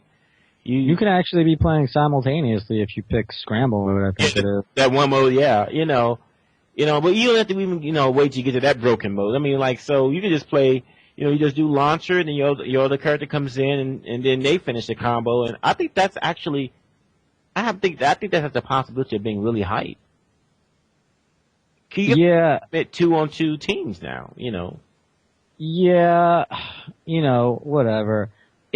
I don't really care about that. I'll care about how the game is, but you know, it's still early. We haven't actually gotten around to toying with the features.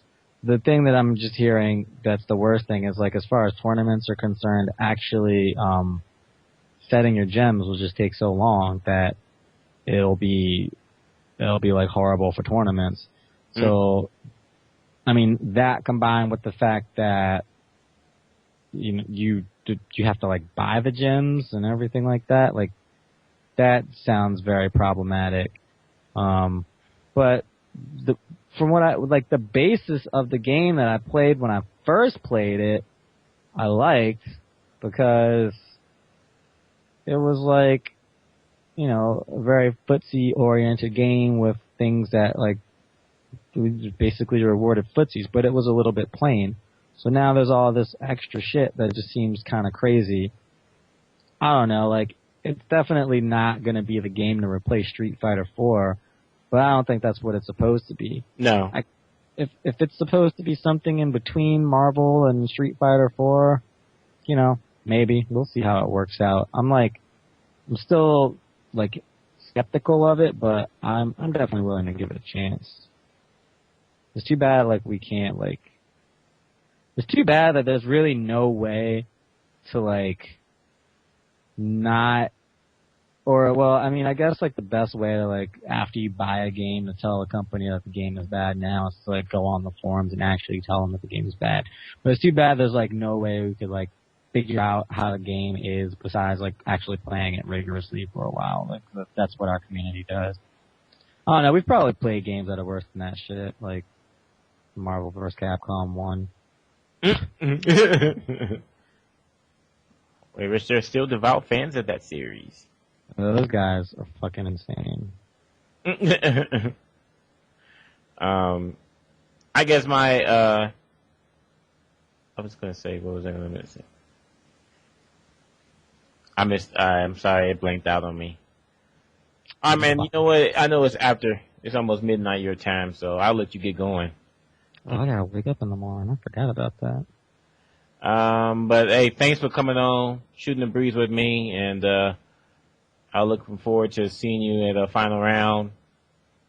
You know, and doing a couple of shows, and oh yeah, so I guess maybe you know about it, but one of the things I'm out here in Seattle that I don't get to keep, I'm from St. Louis, good barbecue, can't get that out here.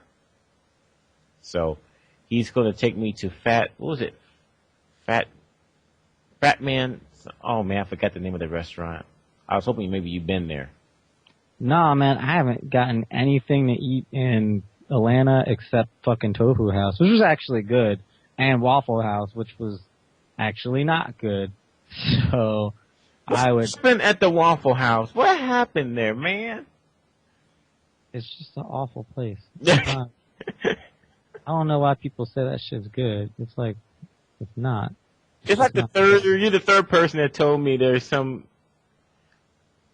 bad happened at the Waffle House, man. I don't know what's going on there. It's just a scary place. You don't want to go there. Don't. All right, man. Yeah. You take It's fun, man. And everyone out there, make sure you check out Ski Sonic and Keats on Wake Up SRK, SureYouCan.com. If you don't know SureYouCan.com by now, I don't know what the hell to do for you. But and of course, catch us on AlphaISM.com as well. Word up.